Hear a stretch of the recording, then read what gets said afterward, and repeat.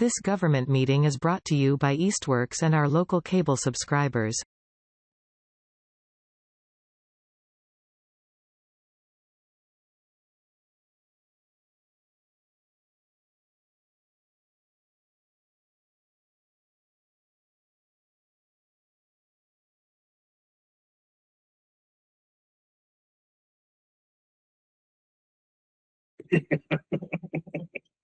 To the best.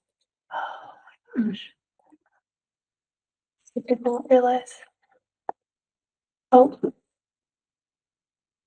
My apologies, everyone. No problem. All right, I think it looks like Naomi was the only person online. So just as a recap, Naomi, can you hear us now? She's still. Yes, I can. Sorry, the struggle of finding your unmute button. We were apparently having some sound issues on our side, but everything else before you was continued. So we are ready to hear about your project. Oh, wow. Okay. Expedient. Join us in celebrating that this is going to be quicker than expected. So, Okay. Well, you can click to the next slide if you'd like, but Naomi Valentine, just for the record, from SWCA Environmental Consultants, here to talk about the Arcadia Invasive Plant Management Project. And so I've just got a few slides to look over some of the key figures and boil down the proposed scope as simply as possible. In the notice of intent, we did include the fuller project scope, but the majority of the work is actually happening in Northampton. The Easthampton portion is pretty limited, both in size and scope of work. So you can go to the next slide. These three little polygons, some of them aren't even completely over the Easthampton line, are the areas of invasive plant management on the project. The broader project includes some more other types of mechanical management, but these three polygons here include only invasive plant management using hand tools and herbicide applicators. The proposed impact in Easthampton is only 2.2 acres, and that's assuming a pretty broad coverage of invasives in these polygons. So it's a bit overestimated in terms of impact. We are submitting this as an ecological restoration limited project because the only scope of work is the invasive plant management, and that is one of the other categories under an ecological restoration limited project. The point of the project is to be restorative, specifically for habitat management and to eliminate invasive plants existing within the project area. There is planned monitoring following all management on site. And you can go to the next slide, Julie.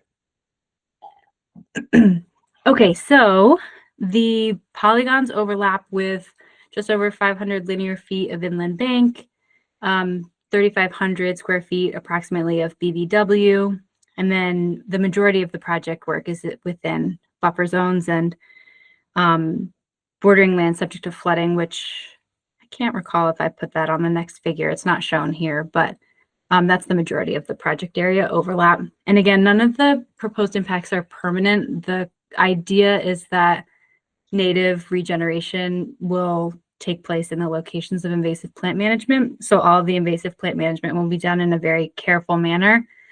This is Arcadia, so obviously habitat is the key focus here. And we want to make sure that we're not impacting anything beyond what absolutely needs to be for the invasive plant management. You'll notice that these wetlands were just approximated based off the DEP wetlands layer, because the concept behind the invasive plant management is that everything will be done with the sensitivity that would be needed of wetland resources, and there's no permanent impacts. And we can go to the next slide. I included this, and I apologize because this table wasn't in the original NOI submission, but it occurred to me that we didn't go through specifically for the current known invasives on site. It's possible that the Japanese knotweed actually doesn't really spill over to the Easthampton side. It's pretty much more on Northampton, but I included it just in case it's an aggressive invasive. It could move. But the majority of the management on site is going to be woody invasive plants. These are separated out by their type of spread and type of vegetation, because that's kind of the way that management is determined, meaning things, shrubby, woody invasives by and large are managed in a very similar manner, versus vining plants versus something that can spread rhizominously like Japanese knotweed. So that's why those are sectioned out that way. You'll notice that there's a description of mechanical management for vines and woody species. I just included it because I didn't want to pretend that there are no mechanical management methods for these invasives, but it's not the best form of management for this project, in particular with the goal of impacting as little as possible on site. So really the plan is to use small cutting implements to implement cut stem application with herbicides, or to use foliar herbicide application based off of the size and the type of invasive vegetation present. And the next slide shows the, not necessarily schedule, but the time periods in which different invasives will be treated and their associated management strategy. So if we're conducting cut stem management on target woody invasives, that would occur sometime between June and October. So for this year, if the project is approved through October this year, that window closes somewhere around September for foliar treatment, just because you're targeting the foliage on the plants, and plants will start to senesce shortly after. And the plants don't take up that herbicide as well. And so at that point in the year, you usually transition to a cut stem application. And if there's a need for off-season, meaning outside the growing season treatment, a basal bark treatment would be the most appropriate way to treat those plants. And that is done with a low volume backpack sprayer or something similar to a foliar application, but it targets the bark of the plants instead of the foliage. And like all invasive plant management, the plants more or less need to be adaptive, because the plant composition will change while you're on site. The way that the plants resprout, if they do resprout, might indicate a different type of management needed. So that's why I included that matrix, just to show how the decisions would be made versus different sizes of plants and different species. And all that being said, I completely forgot that Tom was going to do an intro. I don't know if he already did, but that's all I have if anyone has any questions. Great. Yeah, and Tom, just to catch you up, we got to your item much quicker than expected because several things had sought a continuance. So if there's anything else you'd like to say, please introduce yourself and feel free. Good evening, everyone. I'm Tom Lotznizer, Senior Conservation Ecologist with Audubon. Thank you for the presentation, Naomi. This is a part of a much larger management project funded through NRCS EQIP. But just for the Easthampton component, if you visit Arcadia, you are probably aware that there's cascades of bittersweet coming down just immediately next to the driveway, and there's lots of burning bush in that little crescent of woods by Danks Pond, for example, and there's more along the edge of the field. So we were looking for opportunities to manage those, and this is part of that. The larger project involves really a lot of different ecological management elements. Most of those are happening in Northampton. If you saw the project map, it includes like all of the fields. That could be as simple as things like delayed mowing for bobolinks and savanna sparrows. That's the grassland area. We're also doing some grassland refurbishment, replanting some of the grasslands to get them away from just being dominated by goldenrod and sensitive fern and back into more graminoids. Other components include some forestry mowing to knock down some black locust forest that's sprouted up since the last time we cut it back. Things like that, and a lot of invasive plant management, especially those crescents along the Mill River, which are dominated by knotweed in the northern section, and then there's a lot of bittersweet in that southern section along the edge of Arcadia Marsh. So most of that work is again in Northampton, but there is this little Easthampton component. Great, thanks, Tom. Thank you. Questions from the commission? I don't think so. No. This may be an easy one. Comments from the public? One question, of the herbicides that are being used, are there any that would be harmful to particularly dogs? For those of us who walk our dog down there frequently. I would say no, because of the way that they'll be implemented in the signage that will be posted. So the herbicide's taken up into the plant pretty quickly when it's applied, and all of these applications will be very targeted. There will be a lot of cut stem for all the larger things. A lot of small bittersweet will need to be foliar applied, but there'll be signage posted surrounding the area, and it'll be left up longer than probably is strictly necessary, just out of an abundance of caution. The only way that it would impact something like a dog would be if they came and ran through the patch of invasives immediately after it was applied, which is probably and hopefully pretty unlikely.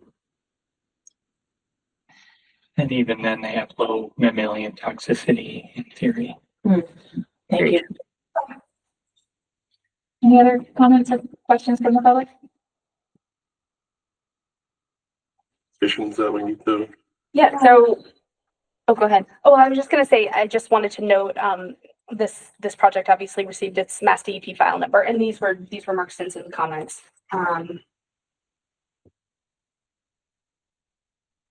Yeah, so I did note his first comment, and it makes sense also in lieu of in relation to the fact that we're using the DEP wetland boundaries rather than a detailed delineation, just to note that we didn't approve any particular wetland resource boundaries as part of the review, so that those don't become firm for 3 years. Okay.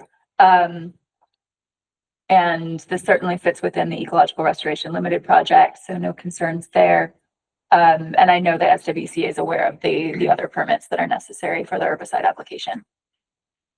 So I think we're all set. Naomi or Tom, how long are you anticipating to be implementing this? Is this a multi-year? It will end up being a multi-year process. Yeah, I mean, we'd like to get started as soon as possible. But no, for this, it may not start until somewhere in the fall. So one possibility, if the rest of the commission is willing to entertain it, is to issue this as a 3-year order, but have an ongoing condition that allows for continued invasive plant treatment in perpetuity with notice to the commission, so that they don't have to come back and go through an official notification process and an application process again. Would that be of interest?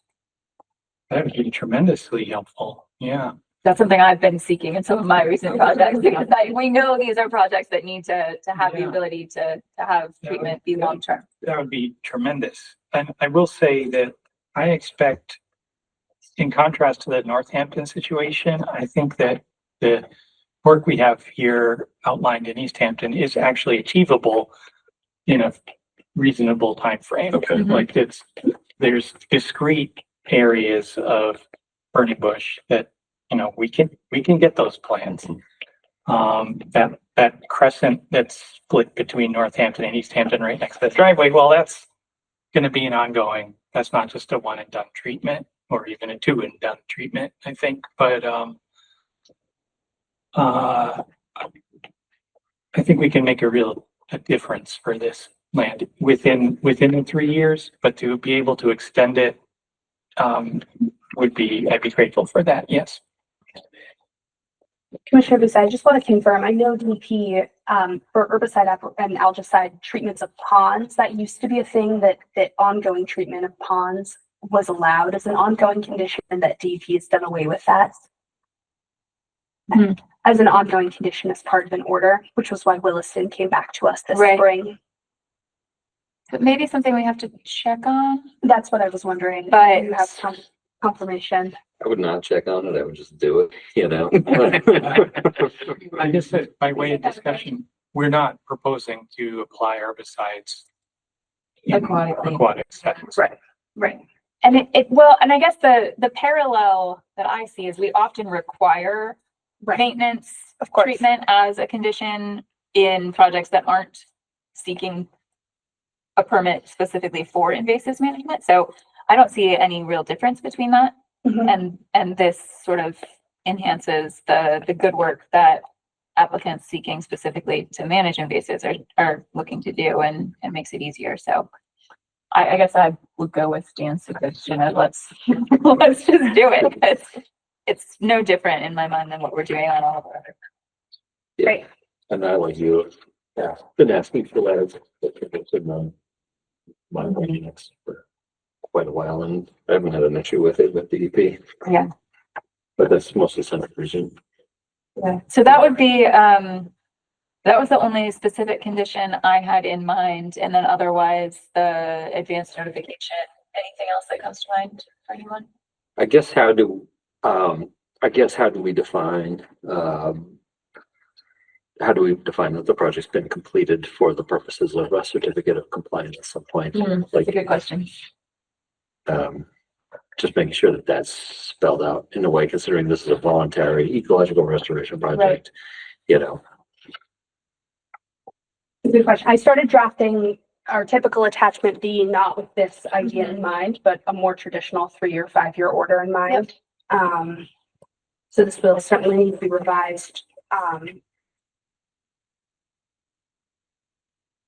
Yeah, I guess, given your comment, Tom, that you feel like the Easthampton portion is pretty achievable, is there a % reduction target you'd be willing to put on this and feel comfortable with as a signal of we can issue a certificate of compliance and release the permit? I'm not sure. Put it at a percent cover, because they're already Kind of sporadic. sporadic. Yeah.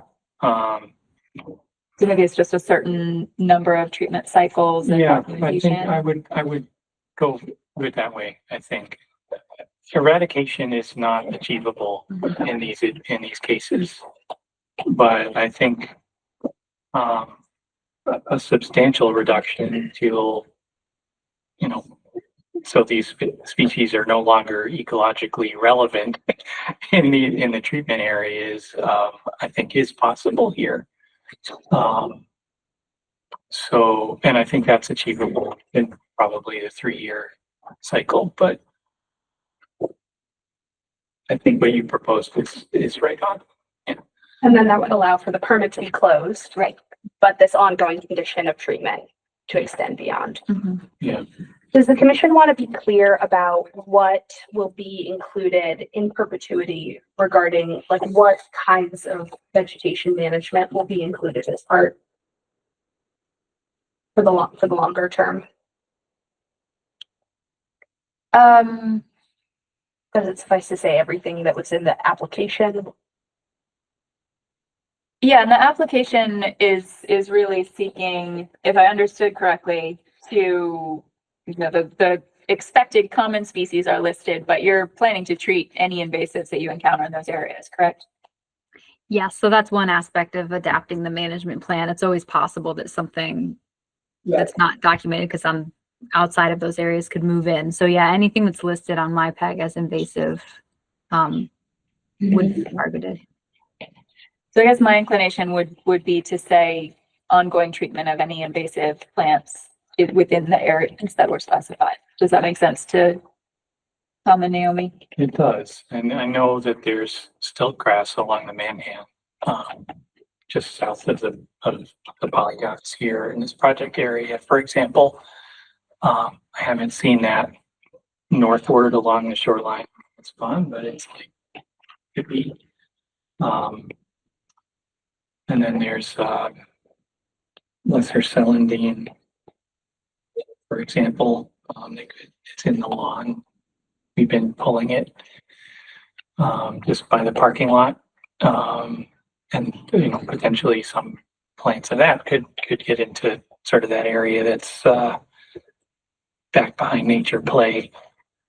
So those are two examples of species that I know are in the neighborhood of the project polygons, but are not specifically in those that we'd be keeping an eye out for and managing if they do show up. And then not, we would be in that category as well. Yeah. I think, you know, I appreciate the ability to have some flexibility in target species. Okay, so this post-treatment, the request for a COC, just to clarify, will be like 3 years. A lot of this will be the same, and with an element of 3 years of reports. I think that makes sense. Yeah. Do you know yet? Have you had your hearing with Northampton yet? No, it's Wednesday night. Okay. So I guess I would, Thursday, rather. if they have any different requirements relative to reporting schedule, I would certainly be willing to hold off on defining that so that we could match up, so that we're not asking for something. Two different things. Yeah, so that, you know, if they're saying we want to see them at the end of the growing season, we aren't saying we want to see them at the end of the year, just so that you don't have to produce separate reports. If that, because I assume you would write, it would make the most sense to write a report for the project as a whole rather than divvy it up. That's true. I would rather request that Northampton follow your lead because Annual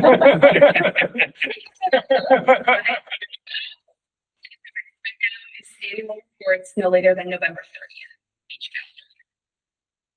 calendar. So we've had a frost by then. I might say something like February because the cut stem season would extend treatment The fall. through the fall. Yeah. Okay. And then that sort of cues us up for what the next growing season approach would be. Great. Yes, right.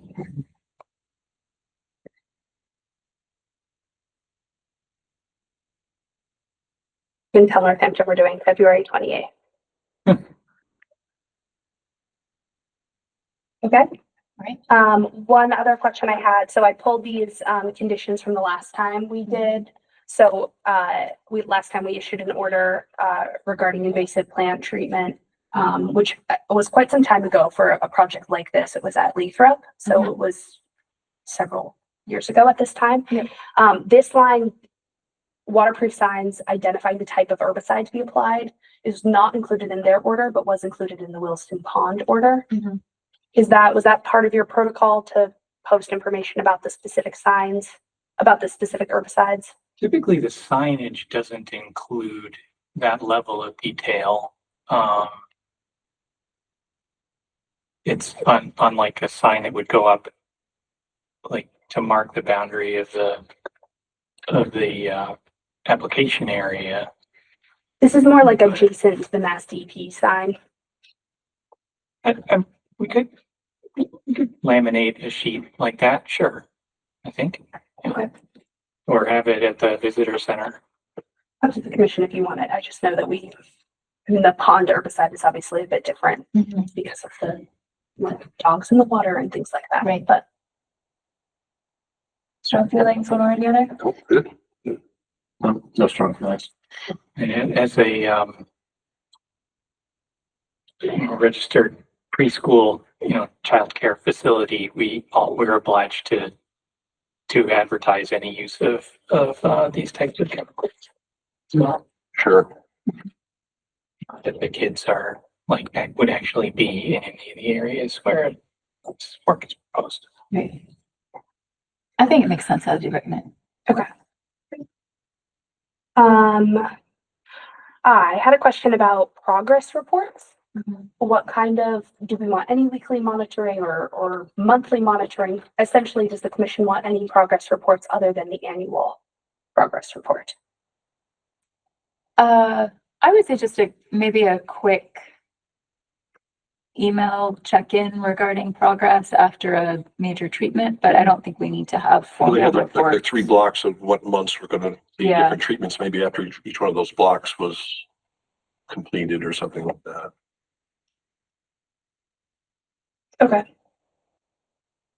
Will the treatments occur in blocks like that? Like there'll be a major treatment? There's a season for the foliar spray, and there's a season for the cut. That's what it seemed like on the Mhm. chart, so. I think, yeah, we can easily just say, yeah, we feel like we've done this for this block of activity for the year, and it's appropriate. And then if there's any surprises, you see knotweed getting into an area it wasn't before or anything like that, you could just, include that in the email so we have a bit of a heads up, but Yes. it wouldn't need to be a formal report. Okay. That could all get summarized then in the end of year. Excellent. And then are we looking for no pre-treatment meeting then? I'm comfortable with just notification. Yeah, because it's usually the standard conditions to give us, Yeah. 48 hours notification or something. Mhm. Okay. All right, great. So then I will adjust this whole section to just notification. Want to vote on this tonight, or we want to are we comfortable with the markups? I think we often have Eva working on the conditions. right. After the fact. I'm Go ahead. comfortable with that. Okay, I had one more.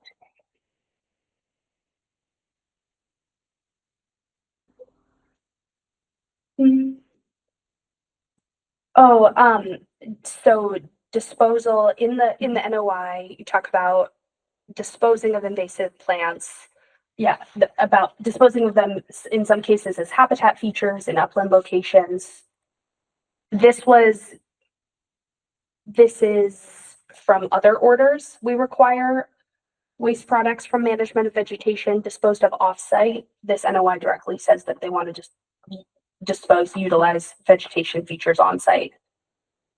Yeah, I'm glad you raised that. I would say, no, our intention is to essentially create brush piles in the vicinity of where the plants are removed. Mhm. If we had to move those to out of those immediate treatment areas, I would say we would move them elsewhere at Arcadia, to an upland setting out at Arcadia, not off-site. Because I don't think it makes really any sense to dispose of this material anywhere but where it came from. Even with knotweed? That's one I usually see The knotweed taken away and landfilled. the knotweed, I guess, could be, but again, I'm not anticipating knotweed in Easthampton. Mhm. And what we talked about for that was, I mean, the knotweed situation at Arcadia is basically, it's just 100% knotweed. So there's really no harm from cutting it and letting it fall and disperse where it is, or disintegrate where it falls, as opposed to some other sites where it might, where it conceivably kind of get rafted downriver or something like that. It has more problems. So yeah, and again, I think for the Easthampton portion, I would request that we be able to put the cut vegetation nearby where it was cut from. And just to add, if I could, that actually is a good practice for when you have the space, because it eliminates, well, it doesn't eliminate, it reduces the risk of you spreading elsewhere on site.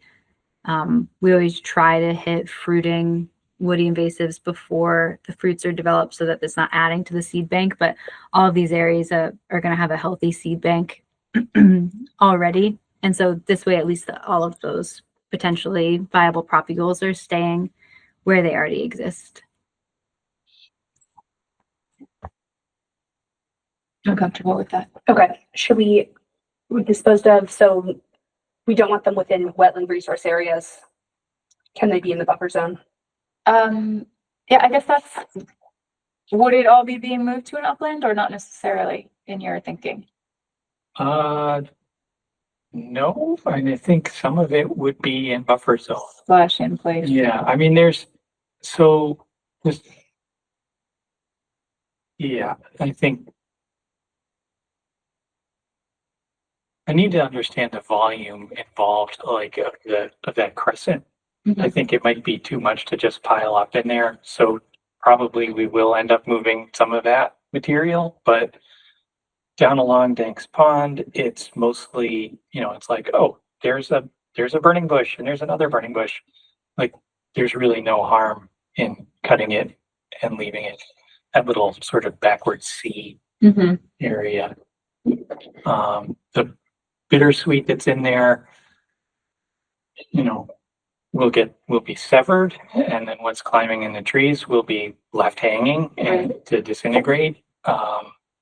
We're not planning to pull that down. It would be probably take a cherry picker or something to do that.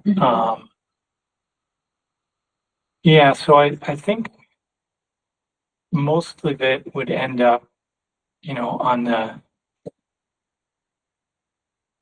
landward side of basically those polygons.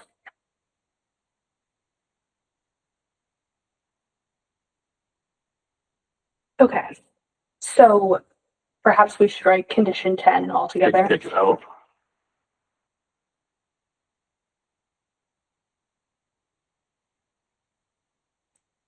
I think that makes sense. And we are not proposing to place any cut vegetation in wetlands. Although. As in cut vegetation from outside of wetlands into wetlands, or Any of the vegetation. So I think there's only a very small area that's actually BVW that has a very low population of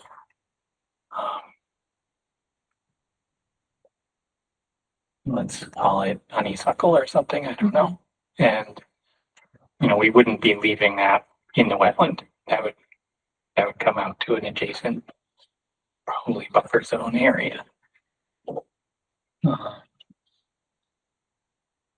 I think that's probably how we would do it. okay. But there's a significant amount of bordering land subject to flooding, which is the other resource area Right, so here. then, But that's, so then BLSF is, I mean, mostly upland in this project area. okay. Anything else, Ava? I don't think so. So I'll add this in perpetuity condition of ongoing treatment of invasive species, all invasive species within the polygons delineated or approximated in this. And the commission won't affirm any wetland boundaries as part of this order. And we'll issue it for 3 years with the assumption that Mass Audubon will come back for a certificate of compliance within 3 years with 3 years of reporting. But that the reporting will continue being an ongoing condition, the annual reporting, as long as treatments under it will be ongoing as well. That's an interesting question. I think we just want to be careful how we word that so that if treatment does happen, we get a report, but if if no treatment is needed because nothing's happening that year, No then we report wouldn't, needs to yeah, Okay. So under the in perpetuity conditions, I'll add a condition that says if a treatment is scheduled, there will be 48-hour, or advance notice. does the commission want more than 48 hours? I don't think so for Yeah. this, but I don't think so. Okay, And then a follow-up report great. after the treatment. there's no, you know, silt fences or anything that need to be put in place or anything like that, so. Right. And I think you could write that as either after the treatment, if it's meant to be sort of an isolated thing, or by February 28th. Okay, Similarly, great. leave that one a bit more flexible.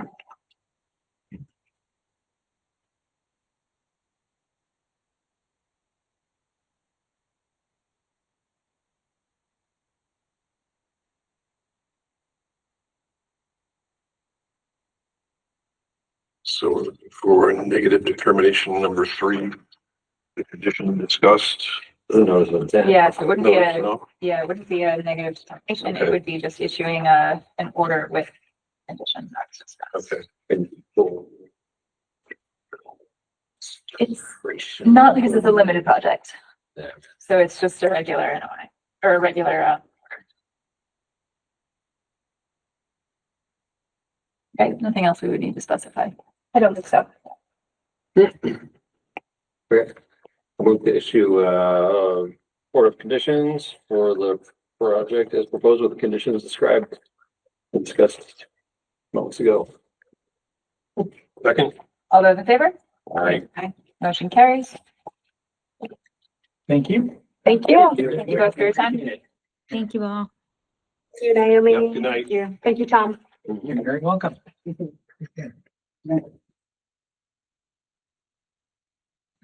Need a moment to catch up. Yeah, just once.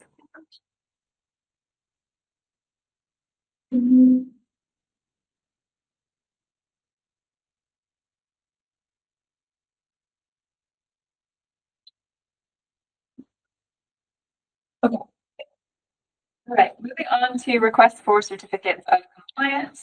We have a request for a certificate of compliance from the city of Easthampton for the 99 Mount Tom Avenue project.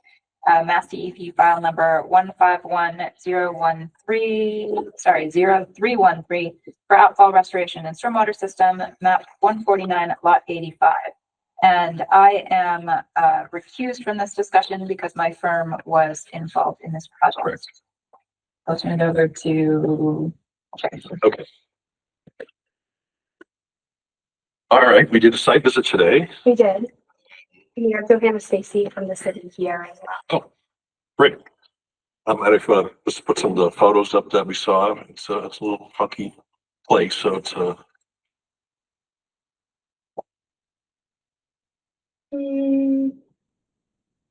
So it's a small here. Let me quickly project. So if commissioners recall, this is the outfall that was permitted as part of the Cherry Street redesign, 99 Mount Tom Ave. And that area in the red is the outfall, and then this area in the green and the blue are the restoration areas that were proposed as part of this project. And so we're checking up on the restoration areas. Much of the rest of this project has been pre-received, like we received the as-built over a year ago at this point for the project. And I believe the commission reviewed it when it was received. I think that was under Cassie. But we can also project it, the file's in front of us. And Jay and I went to the site today and we took a look at the restoration area. This is a restoration area. As you can see on the map, the green is upland and the blue is wetland. So it's written a couple times. The terminology gets a little bit mixed up throughout this project, but this was not a replication area. It was a restoration area. So they were seeking to restore the upland and the wetland sections to better condition, not create a wetland where there wasn't a wetland before. Makes sense.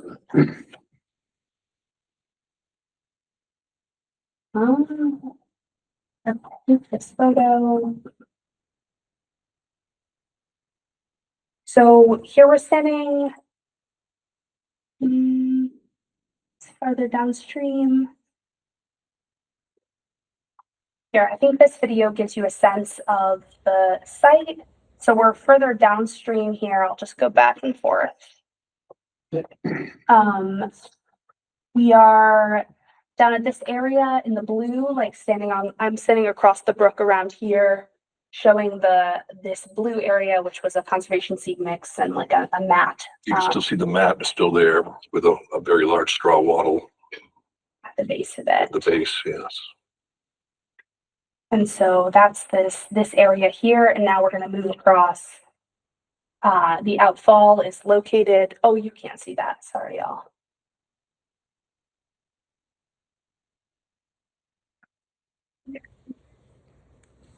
So, can the commissioner see this? Should I turn the light off? That'd be easier. Yeah. Where? Hannah. But I can't turn it off from. Okay. Make it dark.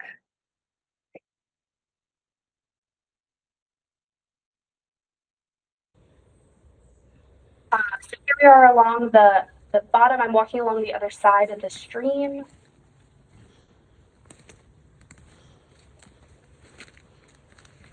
There you can see the outfall is that concrete slab. And the conservation area is further in this direction past the log.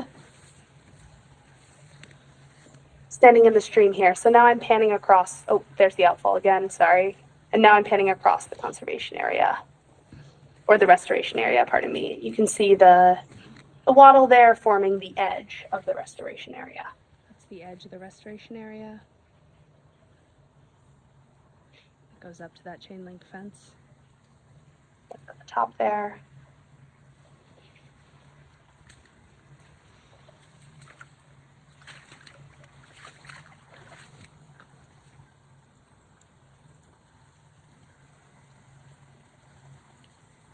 And it ends right around here before the outfall.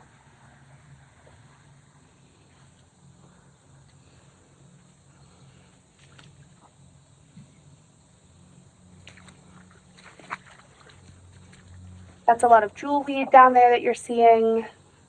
That's obviously a Norway maple. There's some sensitive fern. That erosion there is really old.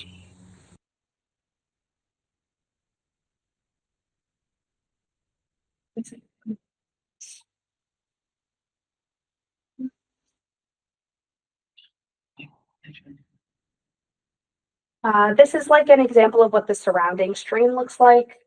So I think We kind of felt it looked like everywhere else. I mean, it's in the shadows, it's undergrowth. There are exposed areas. There's a few invasives popping up here and there, but there is everywhere else also.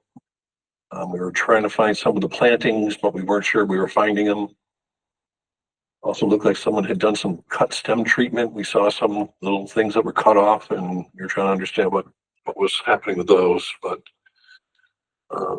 it looks like it's filled in as much as everywhere else would, with jewel weed and a little bit of sensitive fern where they may have done that planting where the mat was.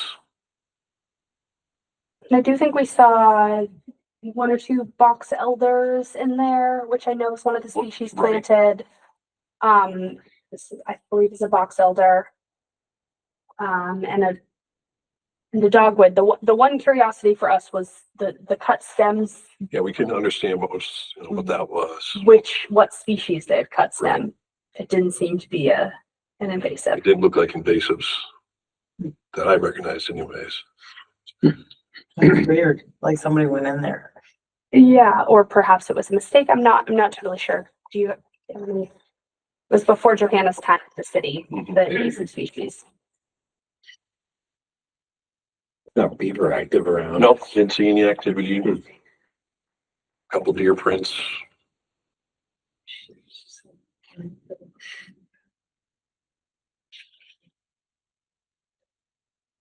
You have a picture of what was caught, you know?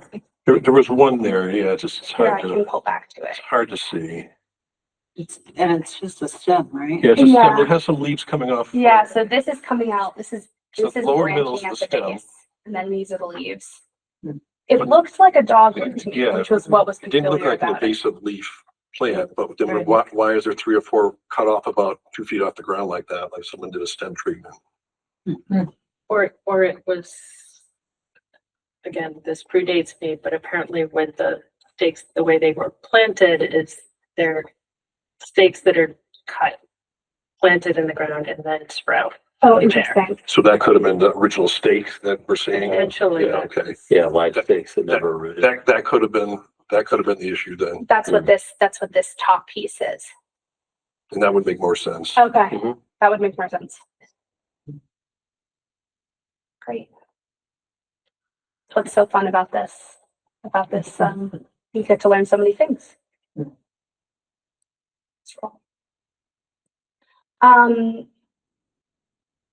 Yeah.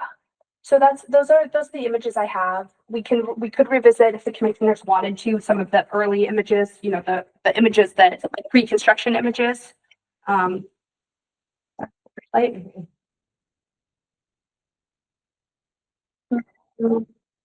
but I generally agree with what Commissioner Ryan said, which is that the restoration area matches the rest of the surrounding stream relatively well. It's not overrun with invasives. It's quite well filled in with jewelweed in the wetland areas and other small shade tolerant. I mean, there's quite a few Norway maples, but those were Mhm. chosen to be left for their stability, their slope stability. And there's pieces of concrete there that were installed years ago. There's big logs that have fallen, so those were removed just to leave it as stable as possible. So they're not hurting anything at this point. This is an area we talked about ages ago, right? When kind of close to when you first came on, just about like ongoing invasive treatment, right? Somehow partnering with. Yeah. Okay. But yeah, it's not overrun. So it does seem consistent with the surrounding area based on photos. So. Any other questions from the commission on this? Any questions from the public? No. Good.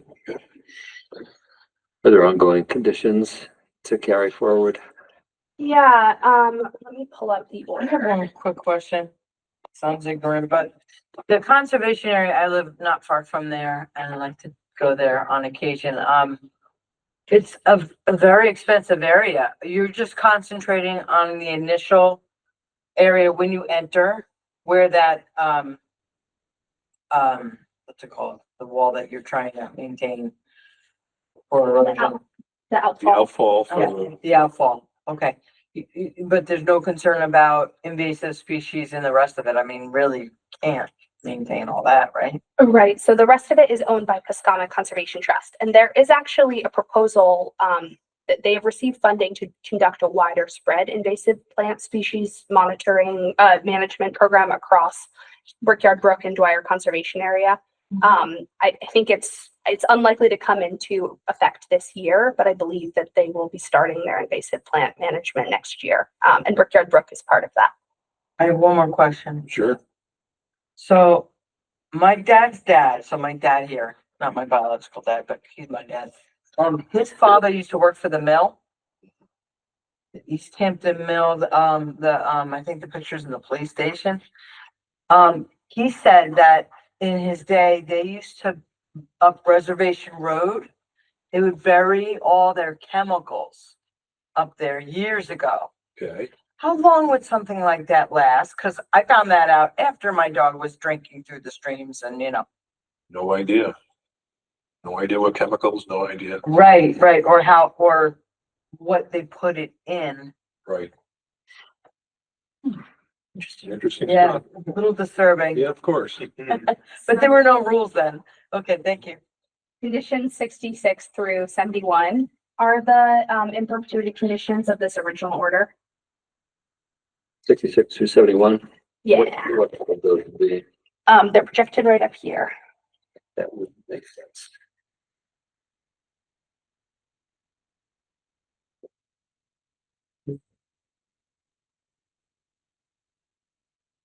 not to read it. So I can read them into the record. 66, any stabilized slopes shall be maintained as designed and constructed by the property owner of record, whether bioengineered or mechanically stapled slopes.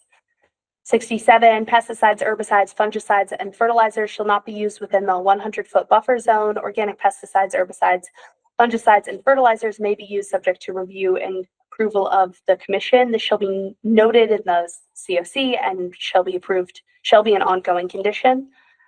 68, invasive plant species, only non-native plant species according to the Massachusetts Invasive Plant Advisory Group may be planted on site. Seed mixes shall also consist of a 100% native non-invasive species. This shall be noted in the COC.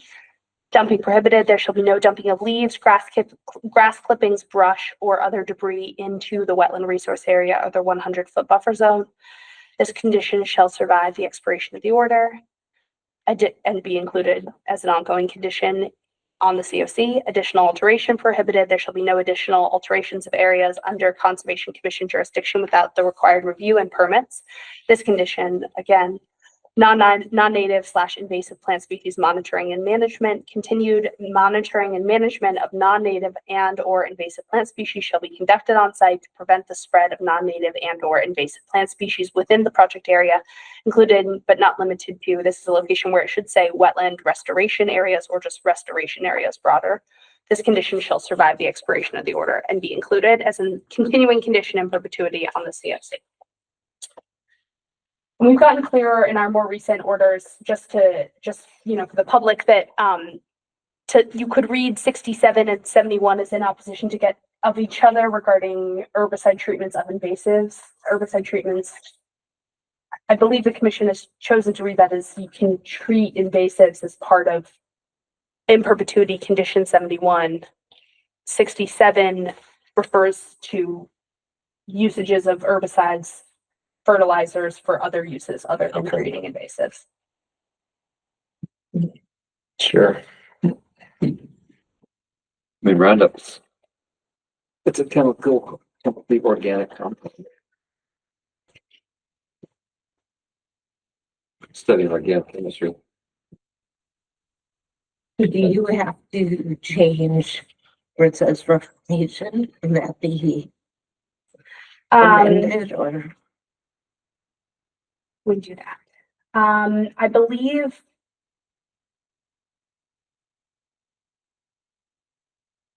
You add something. So to add condition 71, like with a note. I'm not sure what the commission's procedure is on this. Yeah, I don't think we can change anything, unfortunately. Okay. Yep. Yeah, I don't even think we can. Yeah.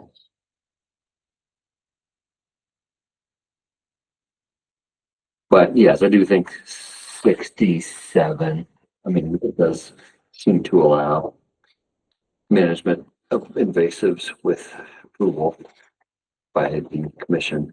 Right. So. Okay. And so we have all the documentation we need. We have the as-built drawings. Yeah, I pull the as-bills up just in case, because it has been a while since the commission reviewed them.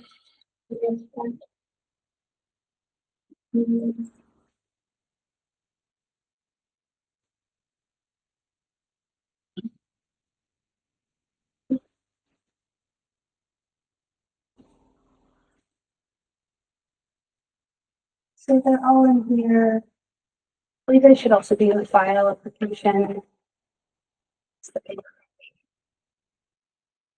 They were completed by Fussin O'Neill when the city was completing their contract with Fussin O'Neill. Also included in city planner Johanna Stacy's packet was the full punch list of all of the elements that were required to close out with the city. So we have those as well in our file.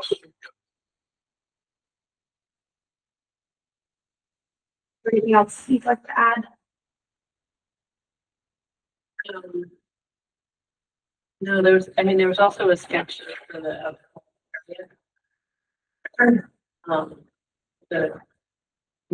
species present.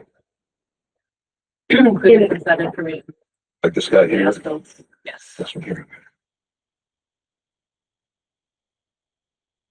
Was there a separate stormwater permit for this also? So there was, Yes. yes, Yeah, there was yes, a it stormwater permit Is issued. that closed or is that? That is still connected to this order. Okay. Is that not true? That, yeah, as far as I understand, that's connected, it's connected to. So if we get this closed out, then we'll be able to do the stormwater piece of it some other time. I think it was one order of conditions. That Okay. attachment C was the stormwater permit. Yep, so maybe our motion would be to issue a certificate of compliance and close the stormwater permit, just so it's clear. Okay. Is that a motion? I move to issue a certificate of compliance for 99 Mount Tom Ave, EP file number 151, 313, and also to close the stormwater, the permit of the Easthampton stormwater ordinance for that project.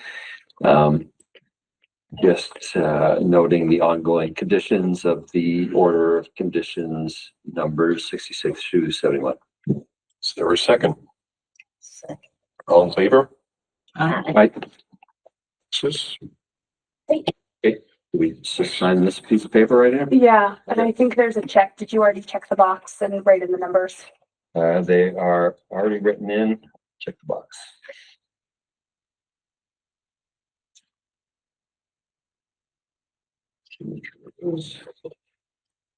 I'll go first. Oh, go first.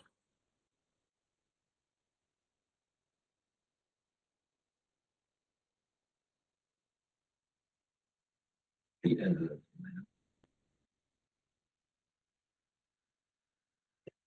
It's recorded.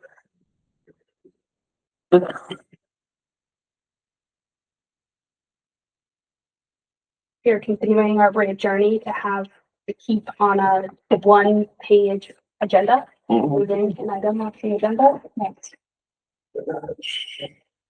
You mean a one piece of paper? Yeah, I mean a one piece. I apologize. A two-sided, one piece of paper agenda. Yeah. Yes. And no funny business reducing font size. Yeah, right. There's a lot of wasted space up here in the heading that you can squish down. if you I need mess with it sometimes. to. Yeah. Yeah. Totally. But we'll be down to S once again. Oh, no, we won't actually, because we just added one. Never mind. There we go. Net neutral from this meeting. Okay, well, that's something.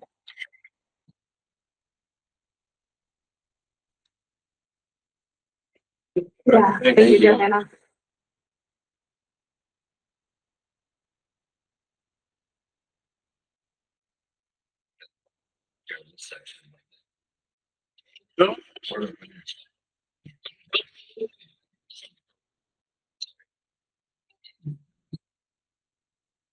Flips and a throw. Thank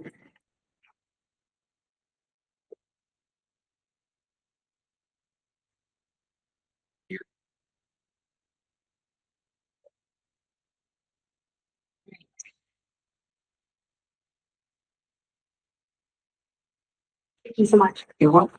Okay, moving on to enforcement action. Updates.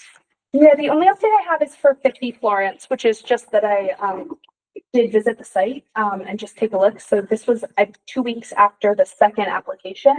And Knotweed looks mighty healthy. yeah, the littler ones, I'm not sure they got into the thick of this. They definitely treated, it looks like they treated around the edges. Within the arrays, things were definitely not looking super healthy. And I don't have experience with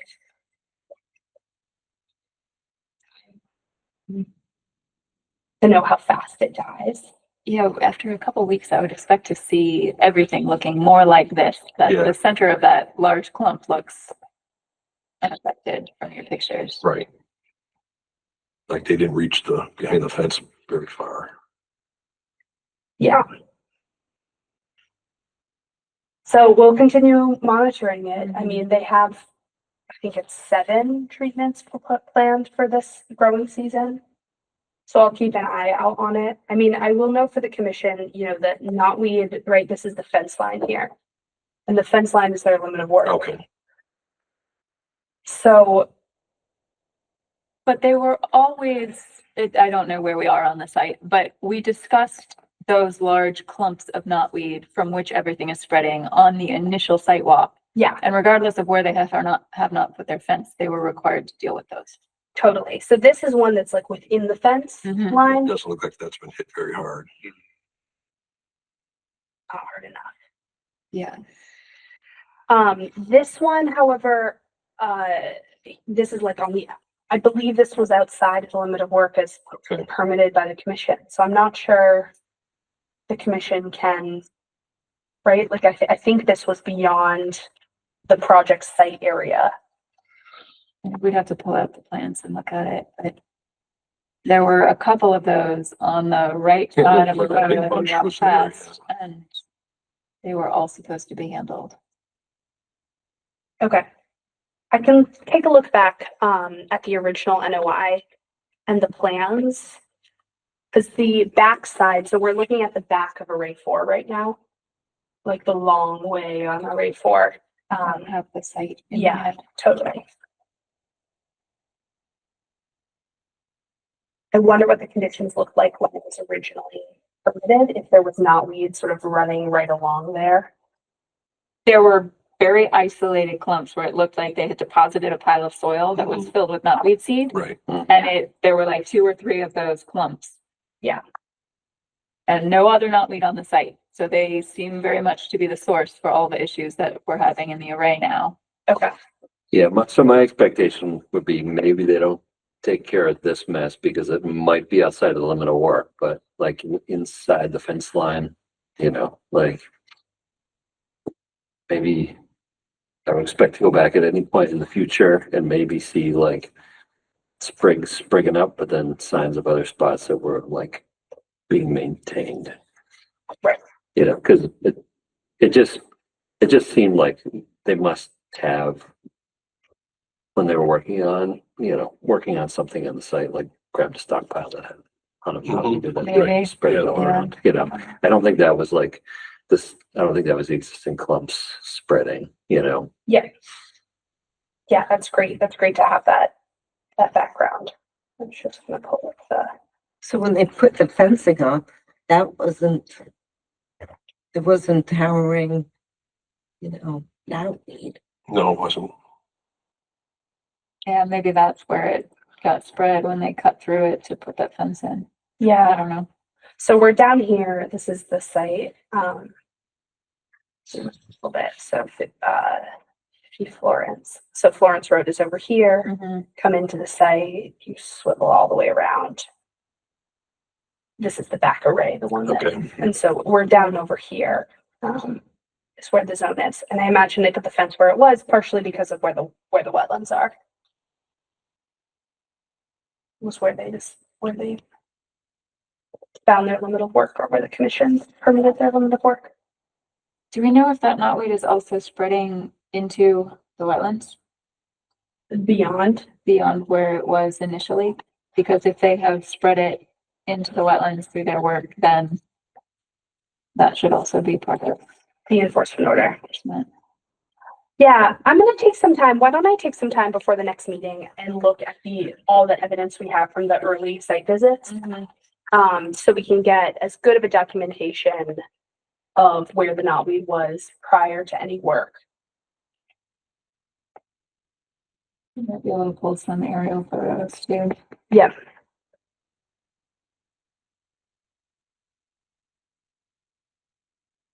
Because if you're right, Dan, and they grabbed one part of it. They could have done. Maybe.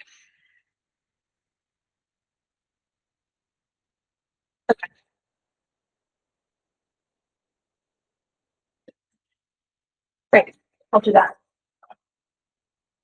And then the commission could, I guess, amend the enforcement order or issue a second enforcement order if needed. Yeah, hopefully it doesn't come to that. Yeah. Open space updates? Yeah, okay, so on the topic of Borkowski parcel, I have posted, a flyer. Here's the flyer, three locations in the parcel, laminated. And it has a link to a Google form that just gives people a little bit of the history or just a little bit of, where we're at and where we're heading, knowing that we're getting ready to do some more, thinking about a trail redesign in this parcel. I wanted to take that opportunity to involve relevant stakeholders in the community, knowing that there's quite a bit of interest. I do think this is an interesting parcel, just from what I've learned from, I was out there quite a bit last week looking for the plant, which is not yet in flower. I found the plant out of the Oh, site, really? Cool. but I have not yet found it on the parcel. But I found it elsewhere where it's been mapped in our region. So I got eyes on it, but it's not yet flowering. It can flower anytime between June and September. Did you report it? It was already logged on that naturalist. So that was how I found where to look for it. So, and just to state for the commission and for the public, the plant itself is not a plant of special concern or endangered or threatened, but it's rather the host plant for an endangered moth, or a moth of special concern. So, right. So anyways, I was out on the site quite a bit. I met a couple regular users of the site.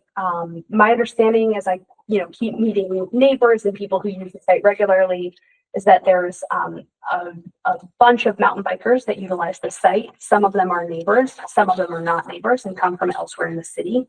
The primary non-mountain bike users of the site are neighbors. So the folks who utilize the site for hiking, dog walking are primarily people who live, many of whom can actually access the site from their own properties. If you think about, so I printed out a map with all the property ownerships on it, which I think is useful for us when we think about this site because of how many different ownerships we're working with. So there's a lot of ways that people can access it. And I think it's just important for us to think about as we consider open space trail improvements that many of the non-cyclist users of the property, what I've encountered is that they have a lot of ownership over the property because they live adjacent to it. There's a lot of connection to it. And so just it's a small, I get the sense that it's a small but dedicated bunch of hikers that utilize the parcel. And obviously the cyclists are also quite dedicated because they've done a lot of trail improvements on the site, but perhaps represent a wider swath of both our town, our city's community, but also, some larger regional community as well. You see conflicts at all between the cyclists and the other users, or do they just, they keep everybody get along? It's not intense enough to. What I've heard is that I've heard a mix. I've heard some folks expressing that they see that the cyclists have, are relatively respectful of other users, and some feel like cyclists are taking the trails too quickly. I think there is concern about if the trails become substantially better, if there's substantially more cyclists. I heard some concerns from hikers that, and I think if we keep having these discussions, folks will come and express them to you all directly. So I don't have to speak for them too much, but that there are concerns that if this really becomes like a mountain biking hub, that the hikers will feel displaced off the parcel. So. If you haven't already, Ava, can you make sure the flyer gets to the various people who've expressed interest already, including yes, Mr. Borkowski and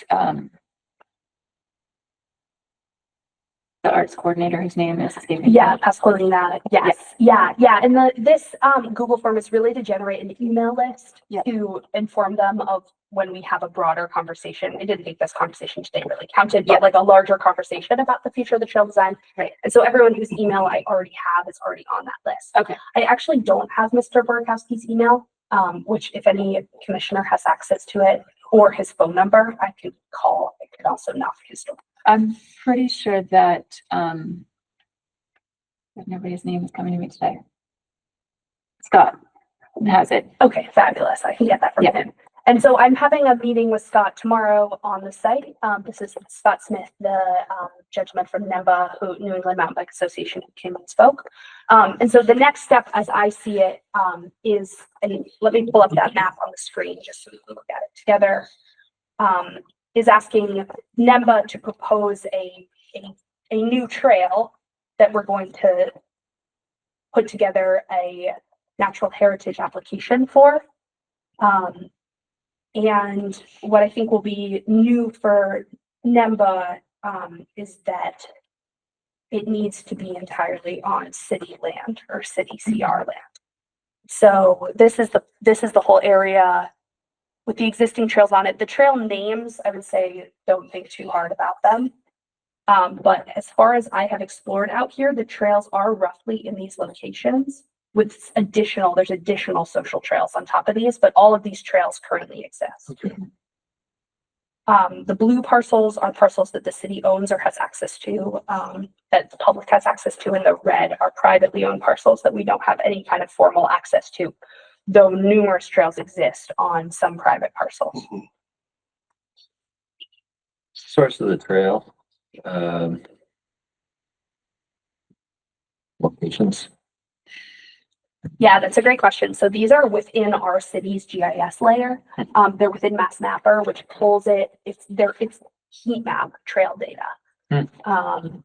I believe it's not. These aren't trails that were like formally registered at one point. I think they pulled them off of. Or do you know, Commissioner Bissett? No. They're identical to the ones that I see on like a hiking or running app, Strava, biking, also Trail Forks, which is like a mountain biking app. All of these trails are, but they at times have different names on these different apps. These are not sanctioned trails. Yep. You all would know because you all would be the sanctioners. That's right.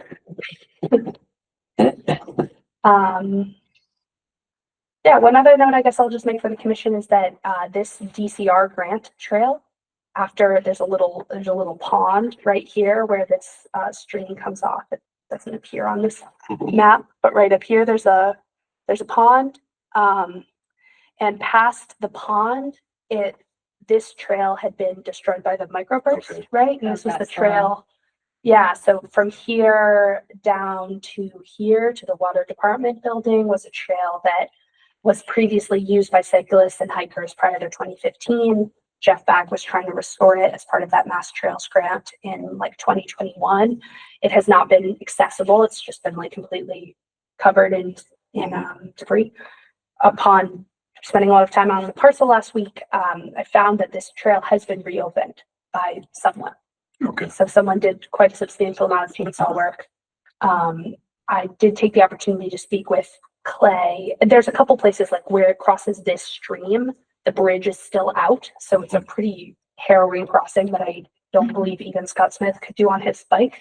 I'll take that as a challenge. Yeah. Thanks. But it is traversable if you're someone who has sure footing and you could push a bike, you just have to go down to the street and back up. But so I don't know who opened this up, but I took the opportunity to speak with Clay because I know back in the day, folks utilized the water department entrance, and he expressed a lot of concerns. He didn't know this trail was here. It predates his time at the city 10 years ago, right? It was the last time this trail was widely used. He expressed a lot of concerns with public access via that entrance. So we have another access point to the parcel that's from this little sliver of frontage over here. And folks also enter from other locations off of private property, including some public accessible private property, mostly off of the log cabins property up here. But that's just something to keep in mind, that this trail is open and the trail is on our land, is on the Catherine Root parcel, which is managed by the Conservation Commission, but that this is not an accessible location. Didn't you say at one point, Ava, though, that DPW and the water department were willing to talk about possibility of having an access point from there? I think there has been different conversations about that. Okay. I know that Jeff worked spoke about that as a possibility. There's definitely not been anything that was ever firmed up on that. Yeah, I mean the most recent information I have. I don't know exactly. Greg is the final word. The DPW director is the final word on this, but Clay, as the utility supervisor, expressed pretty strongly that, particularly given that their wells are not fenced at Hendrick Street, it's a pretty open facility as far as comparing to other communities' water treatment facilities, that he expressed a lot of concern about having people, unauthorized people, wandering around the property. Okay. So my next step, I'm gonna walk the property with Scott a little bit. We're gonna do a little brainstorming out in the field tomorrow. And then I'll put it back to him to propose a sketch, staying on the blue parcels here. And some kind of uphill climbing trail has been that was the NEMBA goal for next steps for this parcel.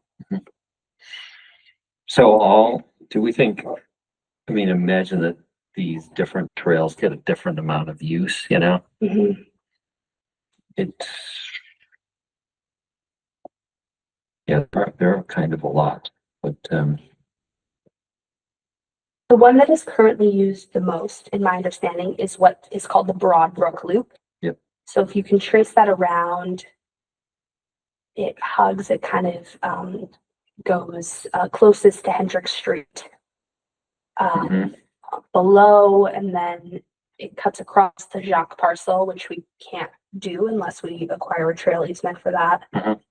And then it cuts over on the Easthampton Town Forest, and it dips onto city CR land over in the south towards Holyoke, and then cuts back through the town forest. it seems like a lot of the trails like converge on that parcel that is private. Yeah. Yep. What are the dashed parcel boundaries compared to solid? I don't believe they've ever been surveyed, or we don't have any survey data in our GIS layer. And, I'll say it for the commission, I think it's perfectly fine that, as the agent, I guess I might speak for the commission, I'm looking to, get in contact with anyone in the Jacques family regarding any kind of conservation discussion, a purchase, a CR, a trail easement, anything they might be interested in, given that it is such a key missing piece. Yep. Do we know why the DCR grant trail is called the DCR grant trail? It seems kind of like a glaring question, And that does avoid parcels, at least where it goes. It makes it a very deliberate pass around. Or is that actually existing? Is that what Jeff wanted to apply for? So that trail is existing. That was Okay. the trail that was primarily not including, do you see the place where it goes through a switchback close to the north side of? Yeah. I have not yet traced that component of the trail. That was previously destroyed by the microburst. I'm not sure if it has been reopened. But Pretty steep right in there. yeah, but the section, do you know if that trail is, I'd have to look. There's another trail that the cyclists call Han Solo, that might be this trail or maybe a different trail that closely follows that one. But the DCR trail from where the streams, the two streams that are close together are, if you see where my cursor is, up surrounding the Lucia property, that whole section is open. So I guess your question is this up through here, up to here. Yeah, I'm just curious if that trail had been thought out, planned, and written down and formalized at some point, but we probably will never know, really. Maybe Stuart would know.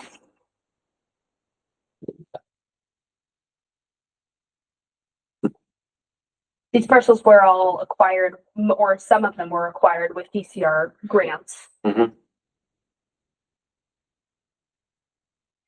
Stuck oddly like the hatch. That's right. Does the commission have any more thoughts on this parcel? Nope. Great. Awesome. Anything on Oliver? Yeah, we have more logos.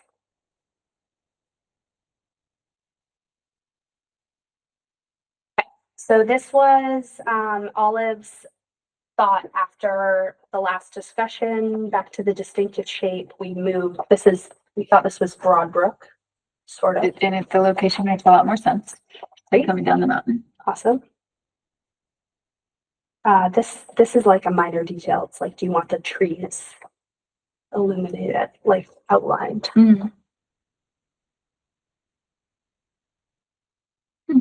I like the outline, but I could go either way.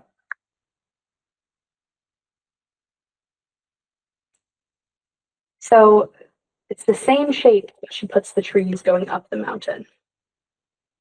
No. No. Great. Colors. And those were the designs she gave us based on the last, and she has some, she put the logo in a couple locations. So do we feel, I guess before we move on, do we like this design? Are there notable changes we want her to make, or minor changes, any changes? Did the star shrink appreciably? I can't tell. We want it smaller. I think What we was did it ask before? for it smaller, but this could be smaller than one of the previous ones. I think it is smaller, Yeah. but it could be even smaller. I mean, Dan doesn't like the star. We could remove the star. Do we think the shape of the mountain by itself is distinctive enough? Yep. We could also put the towers back. The 3 towers back The up. towers, everyone knew instantly what they were, even though it Right, feels yeah. like, why would we want to put that weird infrastructure on here? But can we see where the logo placement? Because I think that also will help dictate whether we need something in that space, you know? Totally. I think they're all with the trees, so that'll be, or maybe not all, but Oh, that's intriguing. connect the letters. Yeah. But then the trees are going up the mountain, so here. Right. Yeah. Here she has the trees at the base. They almost connected to the star. Connected to the sun. Is the font, are these just placement or is this font? I don't think we're talking font. Okay. Yeah, Because I don't love this font, but I Totally. suspect this is just a placement exercise. totally.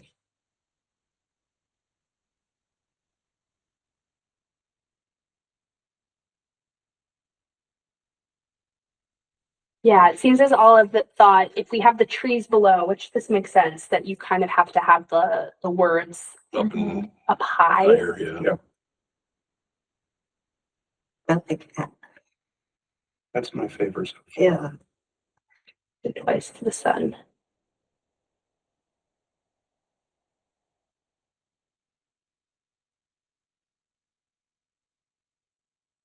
Yeah, I think that's a good range. The trees in the bottom and the water, and not the trees going up the mountain like that. You say you don't like the trees going up the mountain? No, not as much as having the trees in the foreground and, I think the problem is if we have the trees going up the mountain, it just doesn't look like Mount Tom anymore. right. Yeah, Mhm. you do lose it. It could be something else. Could be a different.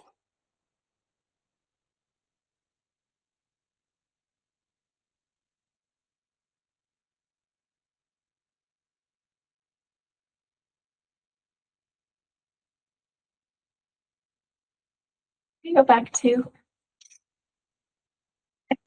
I think part of what I like about this isn't that the words and the river connect necessarily, but the river just, you see more of it because the trees aren't blocking it. So you get more of that feel of like the river running at the base of the mountain. Trees out altogether and just have the mountain and the river. We could do that. Or we could have trees only over, could we have trees only over here? Right, I was just thinking you could just have them down at the lower part. How about here? Are we, I can't remember, are we thinking that the property names go on here anywhere also? That's a good question. I think we were, or we were gonna have, I think, Hang below it. or they something could like hang that. below, yeah. Because We that were may gonna- We were also, gonna do hang belows with prohibited and permitted uses. right, so the name of the property could hang below. And this would just be the standard one everywhere. It'd be the Yeah. same. Like, that's how the trustees do it, right? They have their Yeah. like T. Right. Yeah. Because that, it may feel better to have ECC up at the top if we're gonna have the Things at the the bottom. property name hang under, just to have that separation with the text.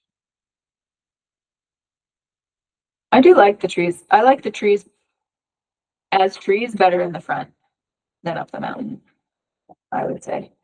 I just like the way the river looks.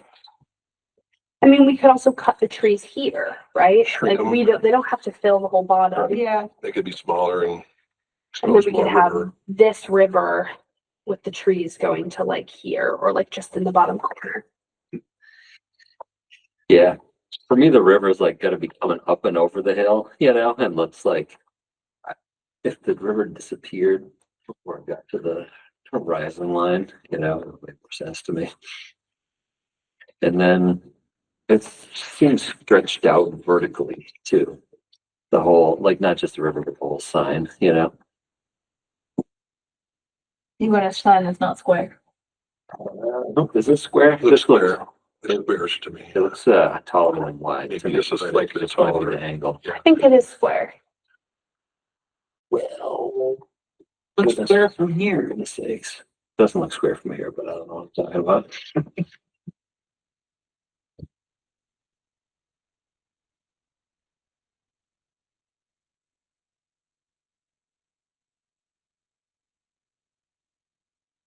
It's busy. Too much. We could go with this, we could strip the trees off this.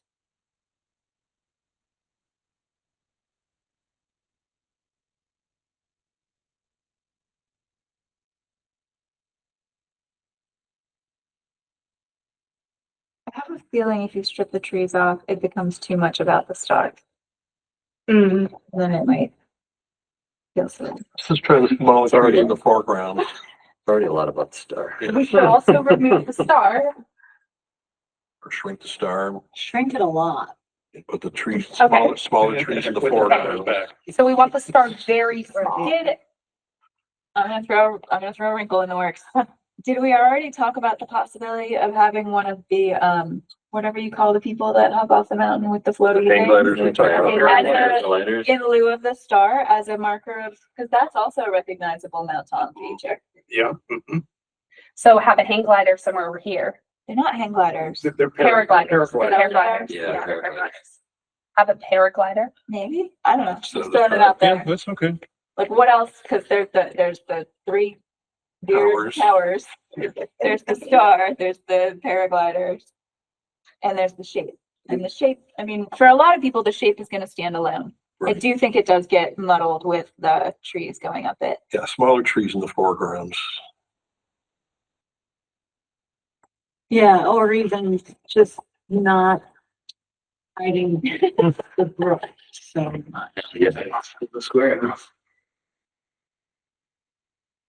So maybe we ask for a paraglider instead of a star. I think the paraglider just would be, it would have to be big so you can see what it is, you Right. know? And then- Otherwise, it's gonna look like a Well, but bird. if you just had the, you know. I'm a graphic artist. If you had just like, Among many hats. you know, this thing with like the little whatever, like you're gonna know what that is. It doesn't take much. I mean, tell me you don't know what that is. It's the person carrying a really big banana.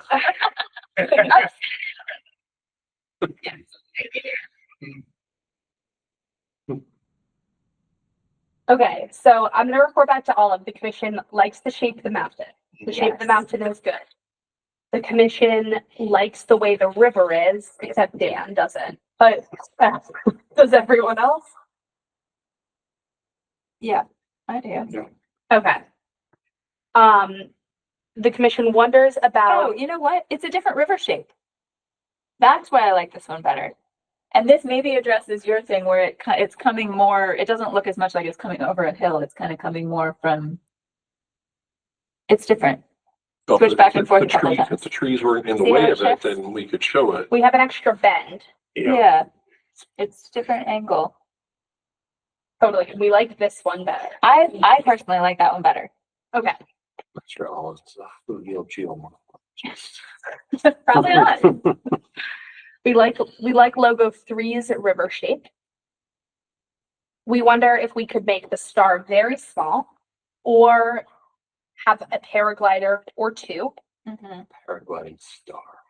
Oh my gosh, no. Or we have a very small star and a paraglider. I think that would be too much. Too much. Yeah, Okay. I don't think All we're right. gonna both. All right. This is more of Either a the star or swap it out. totally. And we also wonder if we could, if we wonder if we could have the trees not spanning the width of the sign, but just in a part of the sign. In the lower front part though, get them off the mountain. Okay. Because I was also wondering if we just wanted the This takes trees, away the shape of the mountain to me. right? But what if we just had the trees to like here? Just a few trees, like just these guys. Still think they're too big for Oh. proportion. Okay. Might look disproportionate. Yeah, All right. So what if we had a few trees on the left? the lower left side and the front. Smaller ones. That expose the river. Lower left. Expose the river. All right. And it seems like we maybe do we generally like the idea of having the name of Easthampton Conservation Commission? I personally think bigger is maybe better, though, if it covers it up. I mean, We liked this one, right? This was the lettering. This is the one that I put. Yeah, for I the- kind of like that one. I think whether the star stays or goes is going to play a big factor in where the words look right. I feel like we could take everything and squish it vertically to take up some of the other brown space and then make a bunch of room on the bottom, like underneath the trees, so that the Conservation Commission is like what the trees are rooted in.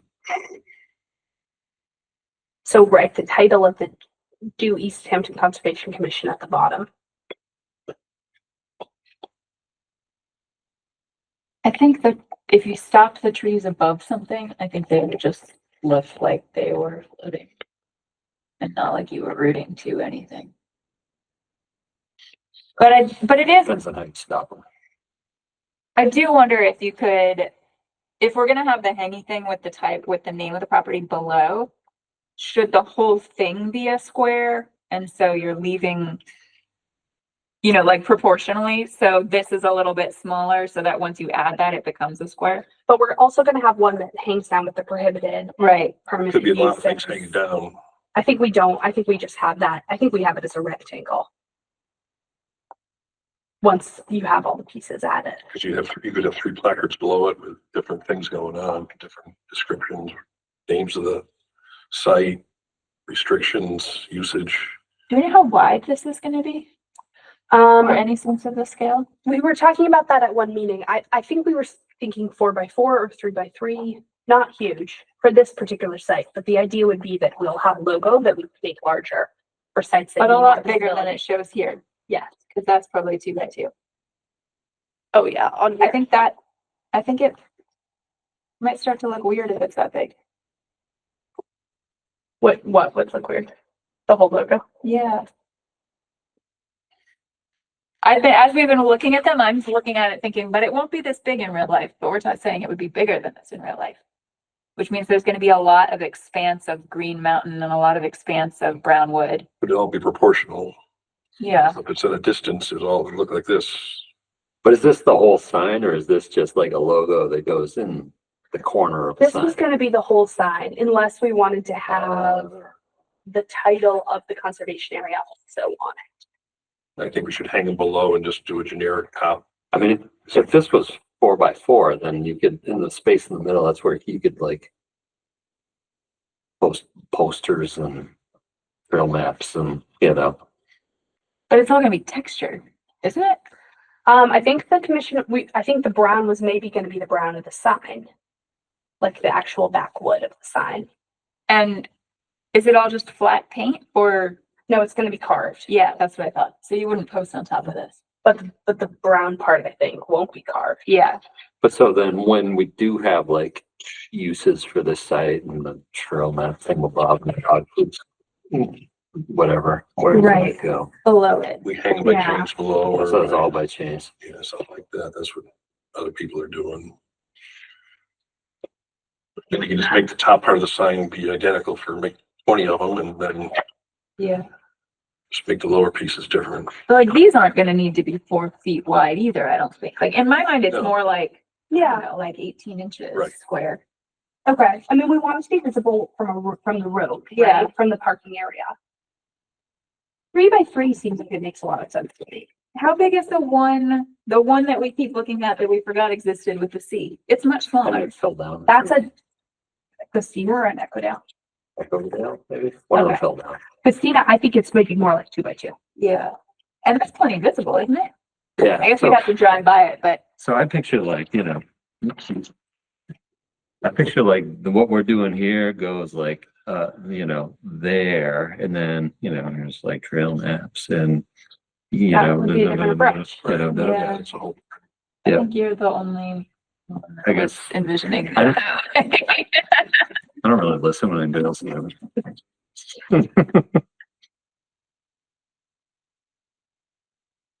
I think it would be helpful for the commission, like, I think a very visible and look would be helpful, but I'm glad we're spending so much time with this because it should be something you all are quite pleased with. Mhm. We're not there yet, but Yeah. we'll get there. To me, we're working on a logo, right? And I'm trying to picture a logo that also serves as a sign, Right. trying to picture an example from a different entity and I'm not. I mean, the trustees here, let me pull up this. That's very visible even from, 30 some feet away. And that would be, and And that, that's probably that's maybe a little more than 18 inches, 20 inches right now that we're seeing. so maybe we'd really like it as a 2x2. I feel like 4x4 would be gigantic. Okay. There'd be Well- so much space Yeah. in the middle there Right. that you could do something with. And they're just gonna be a lot more expensive. Right. And So- I'm not on board with Dan's idea of pinning things to this sign or encouraging people to do that. Well, I think, So like, this is an example of like, this is the trustees and they're how Yeah. they do their sign. And Yeah. this is one where they have it on, but And theirs are like smaller. a foot by 18 or 2 feet. Right. Or this is how they used to before they changed their sign, right? Oh, yeah, they have a new thing, don't they? Yeah, that's their new sign, but they used to have it more like, Let me find one. yeah, I mean, that could be like, it looks like a foot by 2 feet, but it's actually like 2 feet by 4 feet. That's what I'm thinking is 2x4, something like that, based it. The one, at least, I mean, unless these are a lot bigger than That's their either ones. 4x4 or so that's 6x6. what that was their old logo. No, I've been to a bunch of their properties that have a new one. They're not gigantic signs. No, they're pretty small and they Yeah. often are sort of sticking out on the side. Yeah. But they will also do, and our hope was that it could be something that would be scalable up if needed. Here, let me show this too. Like this one. I mean, these ones, I guess, do have the name of the site.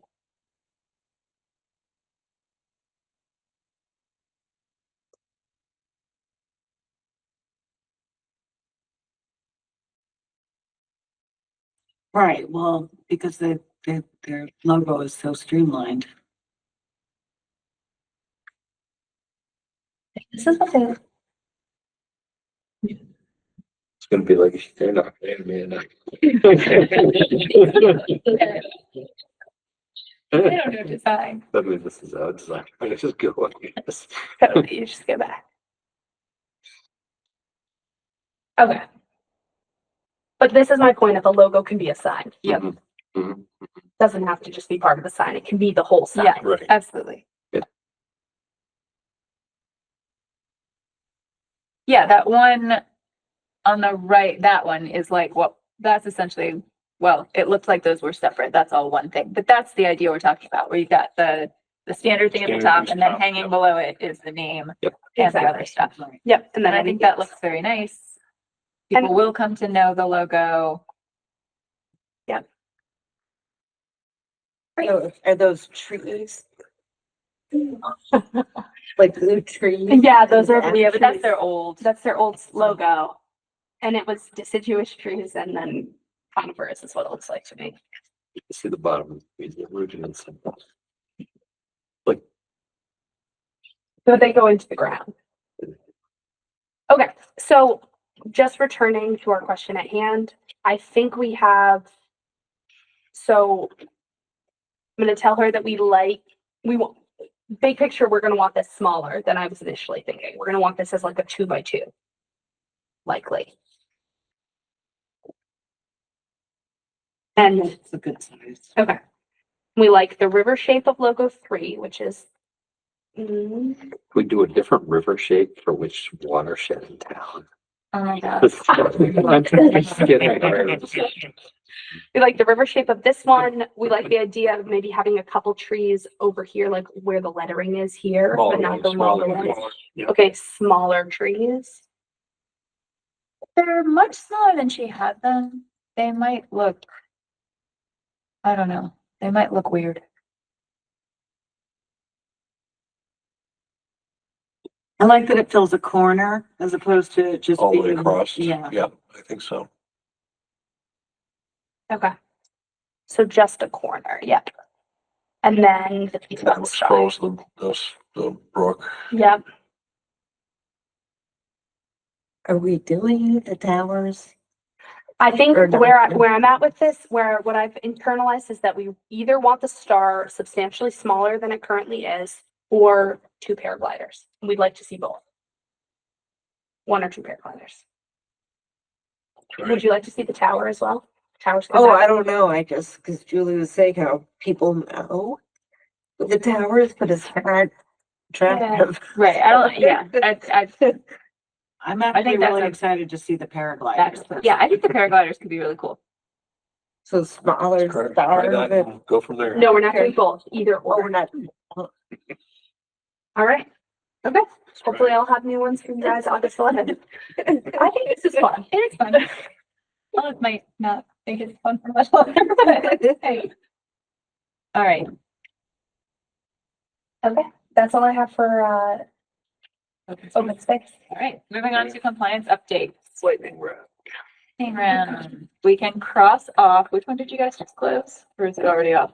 99 downtown. I believe, let me just see if I have anything. Oh, there it is. It's, Oh, I. Yeah. Yep. So we can scratch out I for next time. Yep. And I think the only compliance update I actually have for you is, or the first one is 109 Everett, and we do have Mike Kent here to speak to that. So we received the request for a certificate of completion because this was a stormwater only permit, so it did not require a certificate of compliance. And myself and the city engineer went out and she shared a letter with the commission. And from her letter, she noted that the second infiltration basin, the northern basin, still had considerable standing water. She checked it a few hours before the 72-hour point, because that was the end of the work week. But her note here, she says, my visit would have just been shy, but the water level still in the basin. I do not believe the water would have infiltrated in those couple of hours. So we have Mike Kent here, who submitted the request for a certificate of completion. This is what the basin looks like.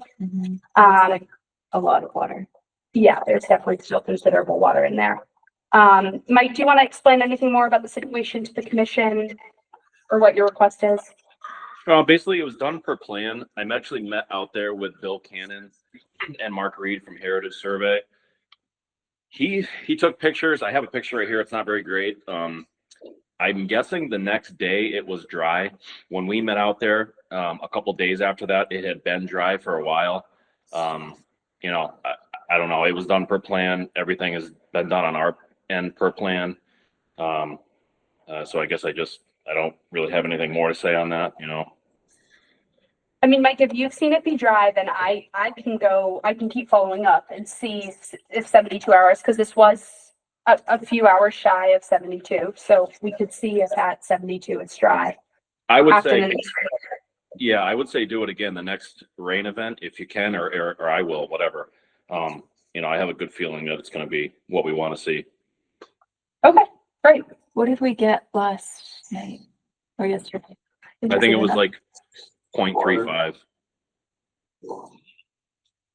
Which it does count. Yeah, so that would be a good one to take a look at if we can get the timing right. Okay. We should be able to. Yep. And then I guess if it's, since we have a larger event that seemed like it was questionable, and this one is on the smaller side of being acceptable, I would lean towards wanting to see at least one more of a Okay. decent size. And Mike, if you see it dry after some, you can also take photos, document it yourself, Okay. and then also. I'll do that. Good.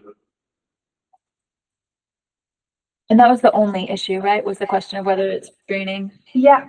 Okay. Yep. The rest of the site is definitely grown in. This was the site where you all were like, grass grows so fast. Yeah.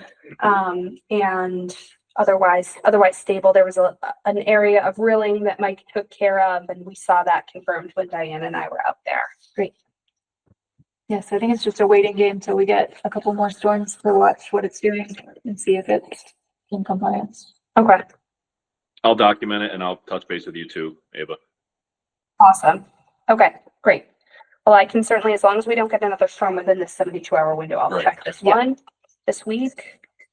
And then Okay. hopefully one that'll line up. Yeah, check the forecast for Thursday. That's Right. So forecast rain 72, event. 72 from Sunday night is Wednesday night. Yeah. Right. Tonight's report, Tuesday 48, Wednesday night 72. Okay. Okay. Great. Sounds good. Awesome. Thank you, Mike. All right. Thanks a lot. That was the only one? I will just say on Williston Pond that I've been in touch with Steve Liberty. He's going to do the monitoring for them as their like environmental monitor. And that he's bringing together the pre-treatment meeting is forthcoming. So Williston's preparing to do their first treatment for the season. Great. And one other quick under RDA updates. Let me just pull that up. I didn't have that ready to go, but I did take a look at Hartnett Manhan, and I was really quite pleased to see some of the seed mix taking. Oh, good. And there was a ton of baby oaks. And most of, I mean, these sycamores do not look like much yet, but they mostly have leaves. Good. So they've made it through the first one. Yeah, look, it's a little tiny. It's awesome. So, some stuff is just starting to come in. Oh, yeah, lots of little oaks. They're just like covering the little ground. Happy to have the oaks come and help the sycamores out. This is an area where knotweed is starting to come into. Very site. But here's an example. You're seeing the seed mix. We're in that degraded area. This was all bare soil last fall, and it's starting to touch. Good. Great. So I was really heartened to see this, particularly because we know it's such a shady site. It's such a slopey site. Good. So something in that mix is working with the condition. Yes, exactly. That's great. And then I think these oaks were just there. Yeah. I saw the acorns. Mm-hmm. They're around, but yeah. Good. We're going to look like there's some forest floor there. It is. And as far as I can tell, there hasn't been any reports of cars towed, which is part of the, so I think if folks are accessing it, which, I saw that there were some small social trails going in around there, really well placed, no trespassing signs, no trespassing brush piles. They're probably neighbors. They're not parking. They're probably walking in. And it seems as though they're respecting the closed area, at least the vast majority of them are, because there are. So I don't know. I obviously can't make conjecture, but it seemed as though some people had been in there, but that the restoration area was regrowing. Good. So, all right. Good stuff. Thank you. Yeah. All right, moving on to general business. We have some minutes to accept. I think 3 sets. June 16th, June 30th, and July 14th. Any comments that haven't already been integrated? Thank you for 3 rounds of Motion to accept the minutes for June 16th, June 30th, and July 14th. Second. Second. All those in favor? Aye. Motion carries. Wetlands ordinance, just the briefest of updates. I think after our last meeting, we had said we were going to be meeting again the following week, and that got postponed to next week. Is that correct? So that working group is continuing, and still working through the conversation and back and forth with planning department review to address some of the concerns there, and get it buttoned up and tighter before we start to think about moving around to other departments and entities in the city to get buy-in. I don't think there's anything else to say about that. And then Mass Ready Act. Yeah, so the Mass Ready Act, I know some commissioners have had a chance to take a look at it. I did take some elements from MACC's template letter, and so I guess the question for the commission is, does the commission want to have a discussion about the act, the proposed act? Should we start with the letter, the template letter? I added one section that wasn't included in that MACC. Does the commission want to issue a letter as a commission or as individuals, or not at all? What's your recommendation, Eva? My recommendation, the directive I'm getting from MACC is that, so just to like zoom back out for a second, this is an environmental bond bill. They're passed every 5 years. This environmental bond bill authorizes almost $3 billion in funding for environmental and infrastructure improvements related to flood resiliency, et cetera.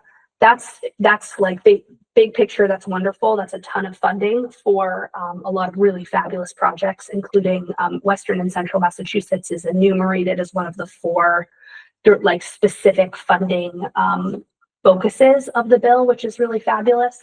But this act makes changes to the Wetlands Protection Act that environmental bond bills don't typically make. And they're doing it through an emergency. This is counted as an emergency bill, which means that comments are due tomorrow. The communities have had very little time to review this. It hasn't gone through a lot of the forms of stakeholders. My recommendation and what MACC is asking is for gratitude to the legislature and the governor for the funding that is suggested in this bill, that is drawn out in this bill, but a desire to separate out some of the changes to the Wetlands Protection Act to allow them to go through further review with stakeholders, and basically just that it's dramatic to do changes to the Wetlands Protection Act in this form. Isn't most of what's proposed, though, hasn't it come out of the processes that Mass Audubon and others have been engaged in for the last several years to try and streamline restoration? So the restoration streamlining is definitely part of it. It doesn't, so here, let me see if I can get into that section. It's in section 31 and section 51. The early sections are really all about the funds. Okay. So this is the act itself that you have up? Yep, this is the actual text of the act. It's 51 pages. So I think what the MACC advice is that their support, that they appreciate that this act supports streamlining the wetland restoration process. And it does that through a general permit for restoration and nature-based solutions. But it doesn't give a lot of specifics about what that actually should look like. And it doesn't incorporate much of this other act, 1052, an act accelerating wetlands restoration, which was also on the floor this legislative cycle that gets into more of the specifics. The other piece that it really does from a streamlining restoration perspective or a streamlining wetland processes perspective that it seems as though the Conservation Commission world is mixed on is negligible impacts to wetlands. So it's allowing administrative approval for things like what invasive plant removal within resource areas, which currently couldn't, right? We'd have to permit those under a full NOI. We couldn't even do them under an RGA. They'd be within a resource area. So it allows for administrative approval by either the agent or the chair first, so that they wouldn't even receive a public hearing. They wouldn't be discussed in a public meeting, but could just go through. The Conservation Commission world seems mixed on that particular one. We don't have the regulations or the guidance from DEP saying what counts as a negligible impact to wetland resource areas. So that'll be left up to commissions to decide until we have more information.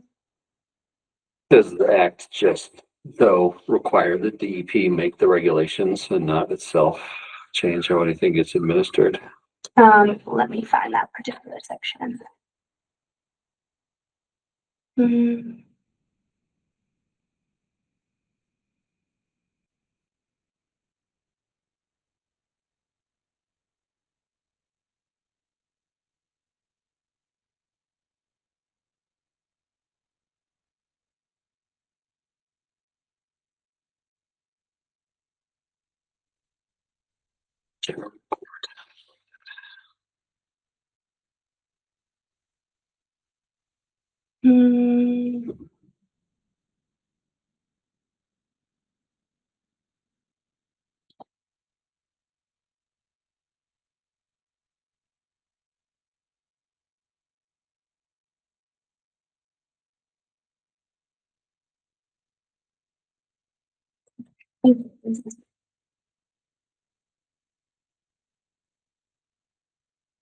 Okay, here it is. So yes, said section 50, within 21 days of the receipt of Conservation Commission of a written request made by a person, a written determination whether this section is applicable to any land or work thereon. So this is of negligible. When the person as specified by the department in regulation. So the department here is DEP. So yeah, so as specified by the department in regulations, certain activities may be approved by determinations with commissions without the filing of an NOI if the conditions ensure that the activities will have negligible or minor wetland impacts. Temporary impacts may also be approved with a determination with conditions. So this gets at invasive plant removal, really. Okay. Temporary impacts, provided the wetlands are fully restored as specified by the Department of Regulations. I personally, from what I've read of this, I don't think we should comment on this one. I think this is potentially really a good thing, as long as we get those regulations from DEP with any kind of expediency. Yeah, I think it'll be a very well thought out regulatory process that will take longer than anybody. Okay. So that, we'll kick it off now. So that section I don't have it. I don't see us as having a particular qualm with.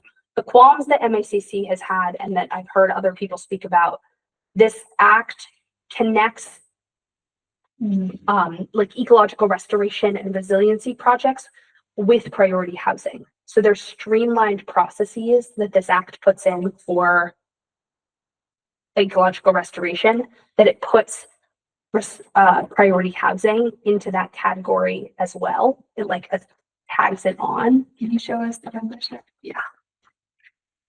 I haven't had a chance to read this out. Let's read it at all.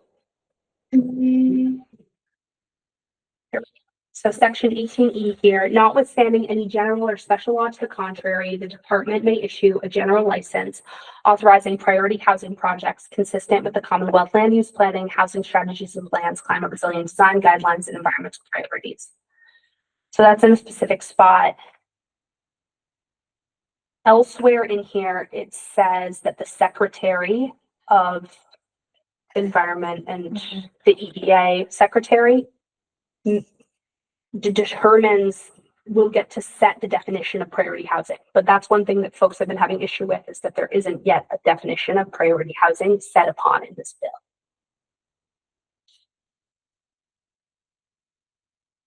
Secretary may establish priority housing projects consistent with Commonwealth land use planning and housing strategies and plans, climate resilient design guidelines, and environmental priorities and nature-based solutions projects.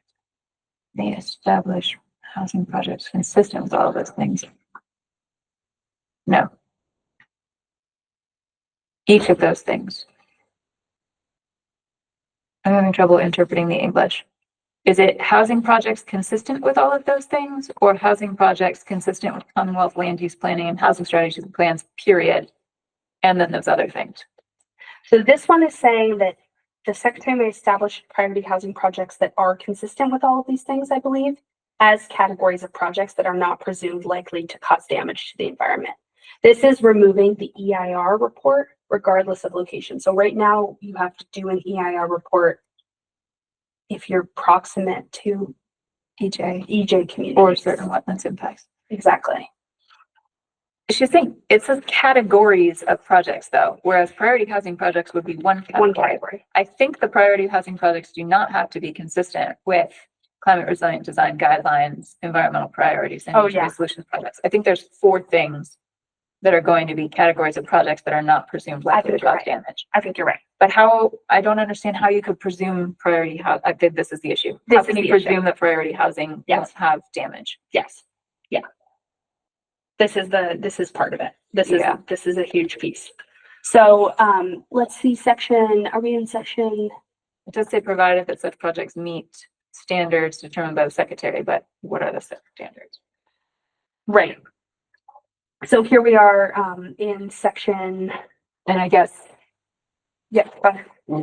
crucially, how easy or hard will it be to get a project to fit into priority housing that maybe shouldn't? Right. Well, and so this is section 73. For the purposes of these other sections, the Secretary of Energy and Environmental Affairs, in consultation with the Secretary of Housing and Local Communities, the Commissioner of Environmental Protection, shall issue guidelines and identify housing types that are considered priority housing within 6 months.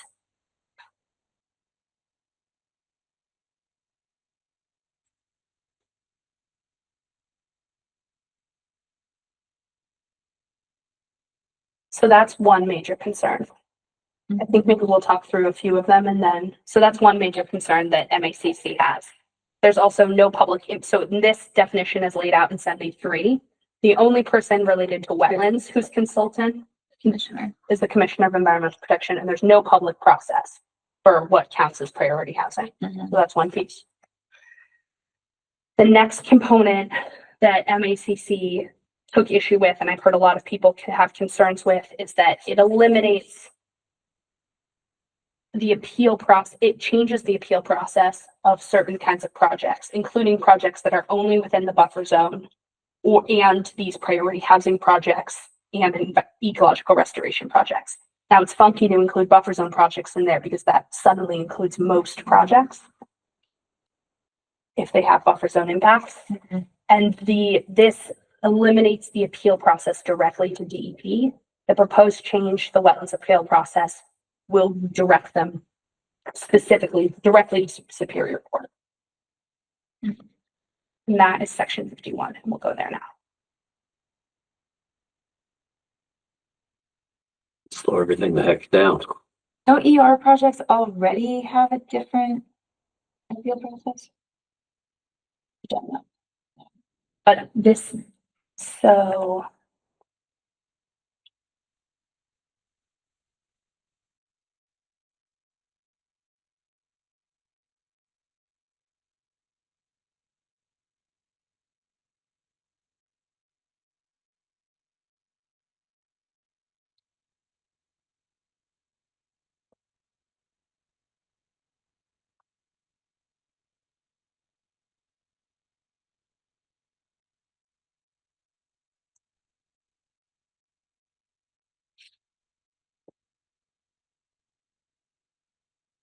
Okay. So this is a long chunk of text, but basically this first bit, I think, describes all of the ways that something could be appealed, right? If the Conservation Commission fails to hold a hearing within 21 days, etc.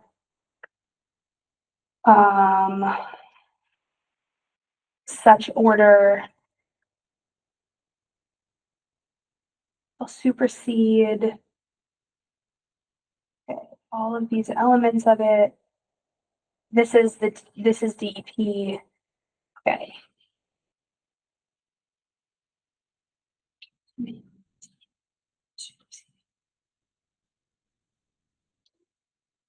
Initial review.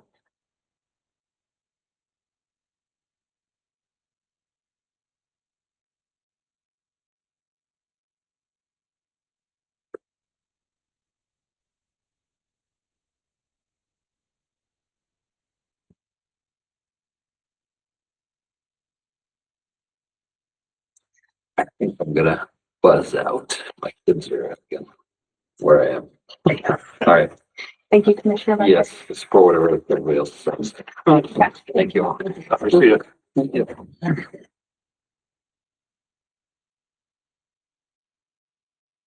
What else? Okay. So the appeal process, and then the other component is the piece of long linear projects. So currently, the way this is written, it moves long linear projects to. So for linear projects, shape project where the work is proposed in 3 or more adjacent municipalities, the applicant shall submit a notice of intent directly to DEP. So it removes conservation commissions from long linear projects that affect 3 or more municipalities. And says that DEP will issue the order.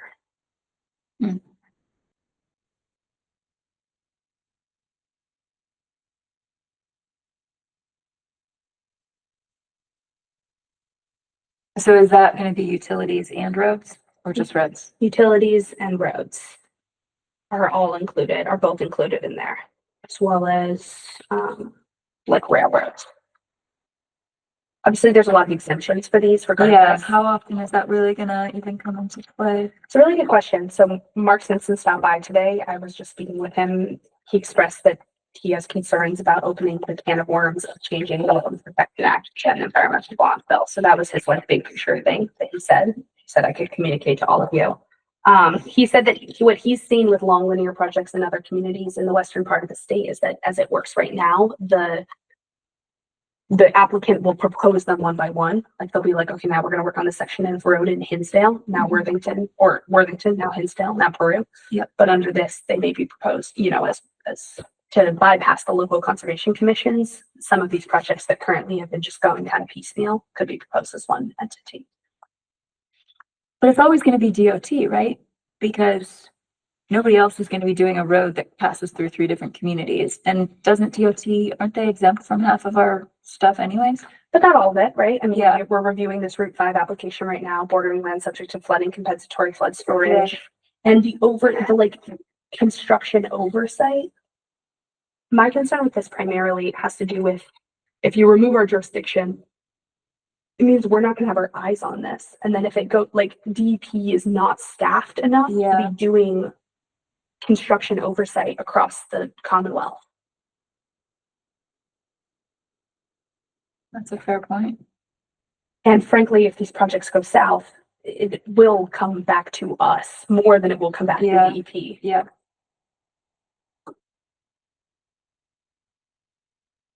And then the last major change in here, and this is not specifically relevant for us, so it's a decision whether or not we want to comment on it, is that it removes local bylaws and ordinances from applying to culvert replacement projects, all culvert replacement projects.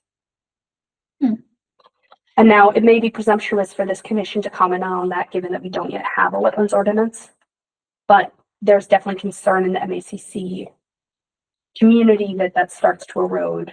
There's concern that anything that takes away ordinance jurisdiction, that I think there's a slippery slope concern, which I don't know how valid that is.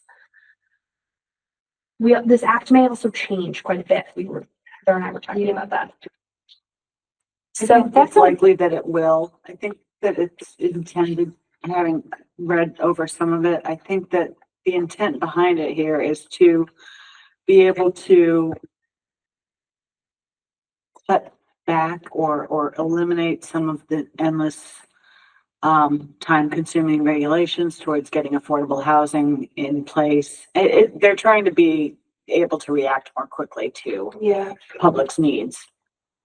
Same thing with culverts. The state knows that there's 25,000 some culverts that need to be replaced, but getting rid of a local ordinance that is the same application as the NOI doesn't do that. It's still the same number of permits. Right. It doesn't actually get at the problem. Right. Perhaps some communities, we don't know every community, some communities may have ordinances that make culverts more challenging to replace. Which is hard to imagine what that would be since you already have to meet the stream crossing standards. Right. Right. And if you do meet the stream crossing standards, that's what we want. So I don't know what you like. Yeah. Okay, so what if you have anything more on top of that? Right. It's already the gold standard. Yeah. So I don't know. This was MACC's language. I kind of thought perhaps we should just not comment on that if the commission decides to issue a comment letter, because again, we don't have an ordinance, and I see some of the points that you've been saying. Yeah, I mean the one they should address is chapter 91 on culverts. That's a doozy. Right. Taking away a local ordinance doesn't do anything. But I guess then is there a concern? Is there a concern that that the ordinance will be removed from future project review? Yeah, no, I definitely see that as a potential, but my more immediate point would be this is a stupid thing to remove in the first place because it doesn't help your problem. Like you're looking in the wrong place. The local ordinance really doesn't add any burden. Yeah. I could also make a note about that, about Article 91. Yeah.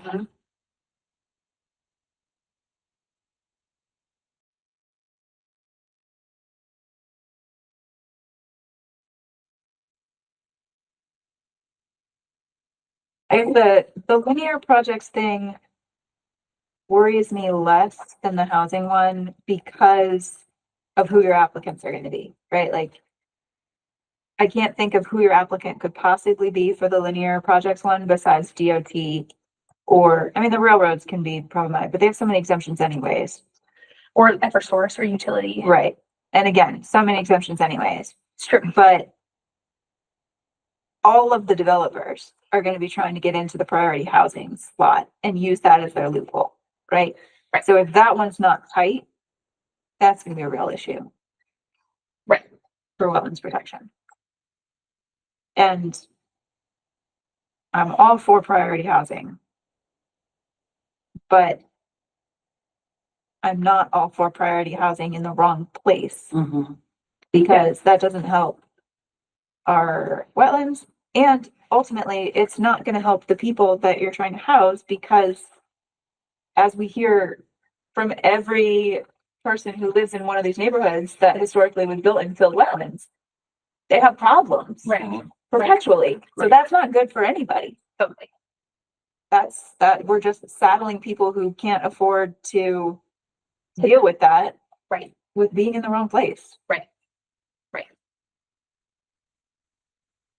Yeah. What does the commission think about this language? We kind of are sandwiching. We can remove the middle or we can think about the middle paragraph separately for a second. So look at the first and third paragraphs here.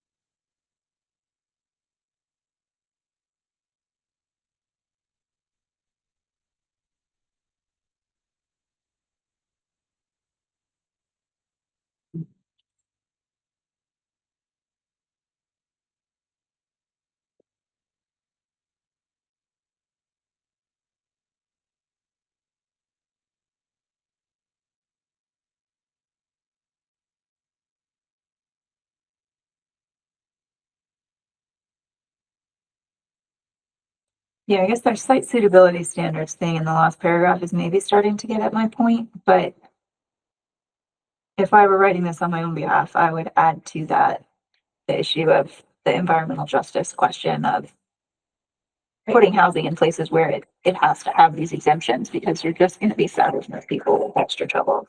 Yeah. I can add a sentence in there about that if the commission is looking. Yeah. Sure, I think that would be good. Okay.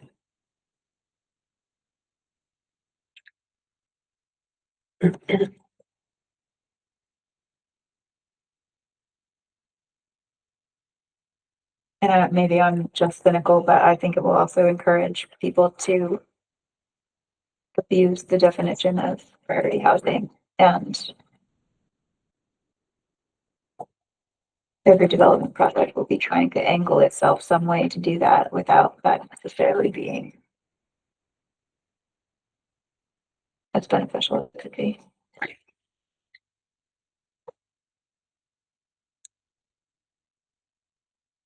Okay.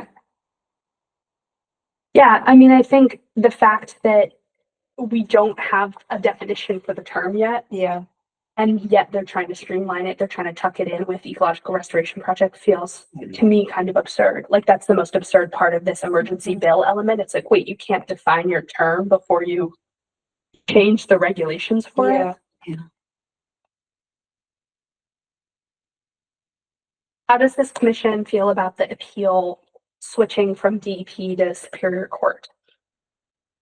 I will say personally, I see it, there's a benefit and like, I think part of the thought is actually to make it more costly for disgruntled neighbors to appeal, because it means as soon as you're appealing an order of conditions issued by the local conservation commission, you're immediately having to lawyer up.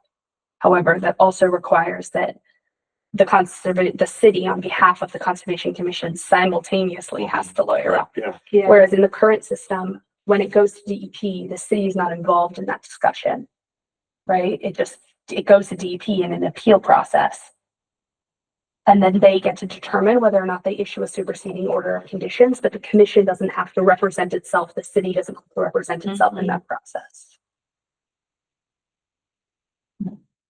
So it's more costly for someone who may want to appeal, perhaps for less noble reasons, and also more costly for municipalities. Yeah, I guess I cannot think of a situation I've been on the commission where we've had an appeal in any direction. Right. So I don't honestly have much opinion on how this process goes now. I could see it both ways. And also to be clear, if somebody appeals a local ordinance, the appeal goes straight to Superior Court. So for the 202 municipalities that have local ordinances, they're already, typically when someone appeals an order, it's issued both under the Wetlands Protection Act and the local. So I think you're saying they're already having to do that. Yeah. Because DEP can't process the appeals of local ordinances. Interesting.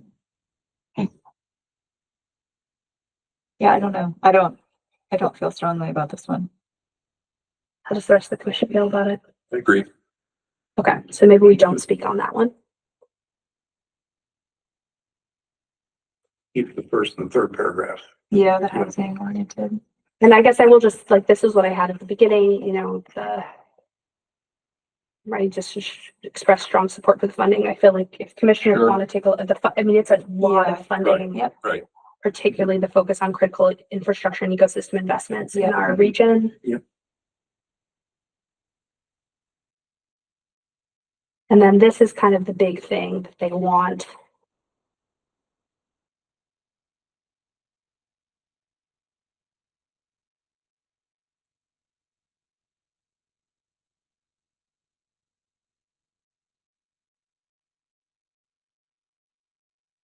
You want to see how it does change chapter 91?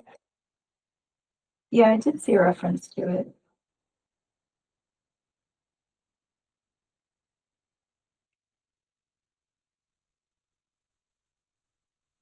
These are mostly It did fix a couple typos in the Wetlands Protection Act.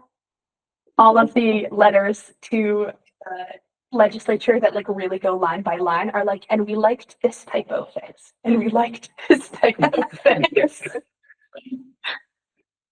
I didn't feel like we had to do that. No. But one thing for linear projects, currently a butter notification is accidentally set as 1,000 feet, which is incongruent with the rest of the Wetlands Protection Act. Mhm. So it should be 100 feet, which is the rest of the wetlands.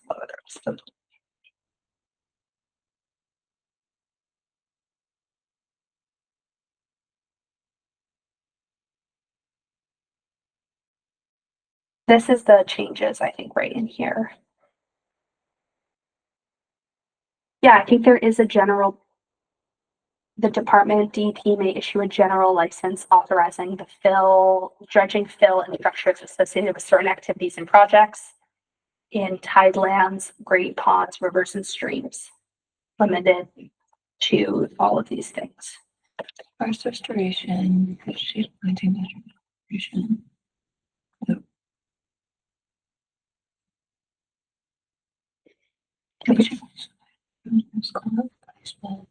Okay, so core replacements are included. Great spring drawdown, placement.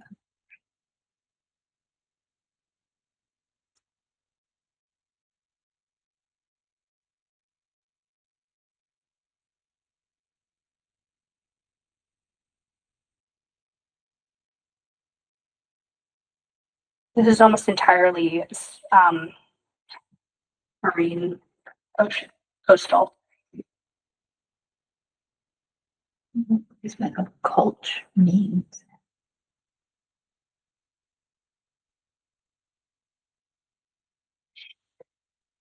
Well, hallelujah for that. A general permit for chapter 91 would make life a heck of a lot easier for all the good projects. Would it be helpful for me to include a line in our letter where we say that? Yeah. Okay. I know others may not be familiar with chapter 91, but it's supposed to be about public waterways access, but it is the most antiquated, odd, convoluted piece of legislature. And because of that, getting a permit or a license through it is just like a painstaking 18-month project. Okay. Every time you're trying to do anything. And it's supposed to protect navigable waters. But if you can, like, depending on where you are in the state, if you can put a toy boat in the water, Yeah. call it navigable, and it becomes everything. It's crazy. Western region has historically been much more logical in their application of chapter 91 and what is jurisdictional, but other parts of the state have had very odd interpretations. So I'll include a line for that in here. This was the other piece that I don't know if we want to really say this.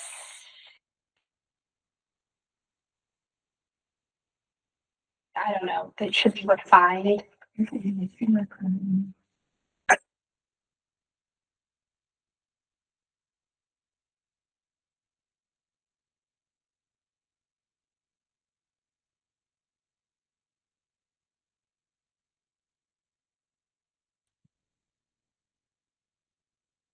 So that Act Accelerating Wetlands Restoration is what Mass Audubon has been working on. Mm-hmm.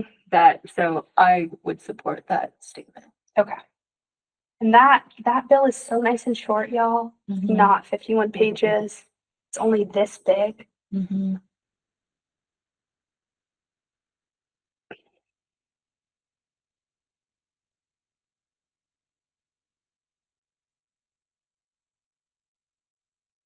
Removes a license or permit for restoring salt marshes. Mm-hmm.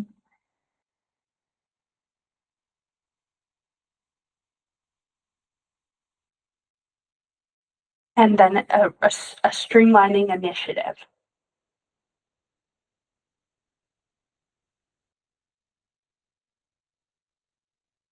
Yeah. So basically they want a bigger approach to actually streamline it. I think this MACCP feels as though this doesn't go far enough. Yeah, no, it doesn't. Okay, so we'll keep that paragraph.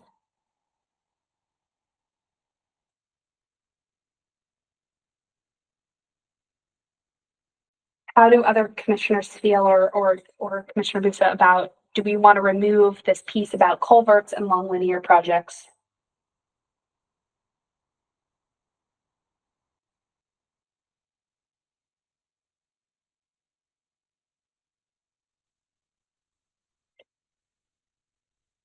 I am fine with that as written.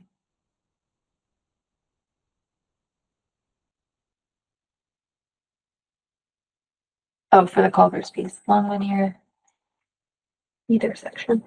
Yeah, I could really go either way. Well.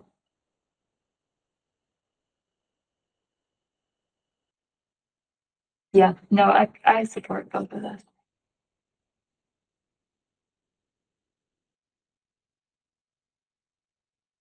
And the last sentence, probably.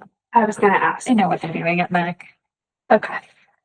I mean, I think typically Mark was saying when the last time there was a major change to the Wetlands Protection Act in 2014, I don't know how major it actually was, but he was like, it was rushed then, but we still had time. It was a separate process. It wasn't, Yeah. folded in.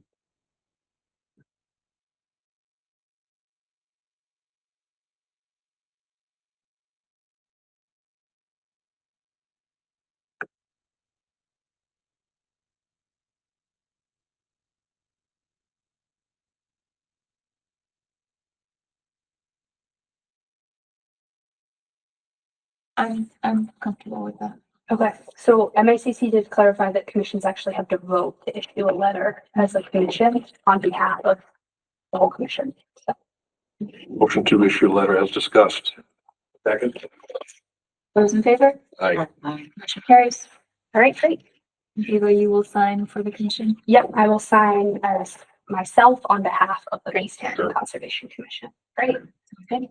Thank you all for taking the time to review this. I'm glad we had low number Yeah. of permits tonight. Yeah, right. It's not 10 o'clock. Yes. Yes, and that we really didn't have, the state really gave communities 2 weeks to review this. Thank you for walking us through it. Yeah, absolutely. And thanks to MACC. Yeah, absolutely. Is everyone else here August 11th? Yes. Yeah. I will not be here with the commission on August 25th. Okay. So, Okay. And so you're the other one out. Yeah. Okay. Are you okay with Jay? Yeah. Yeah. Okay. Great. And we have a motion to adjourn. Move to adjourn. Second. All those in favor? Aye. It is 8:32. We are concluding the July 28th meeting of the Easthampton Conservation Commission.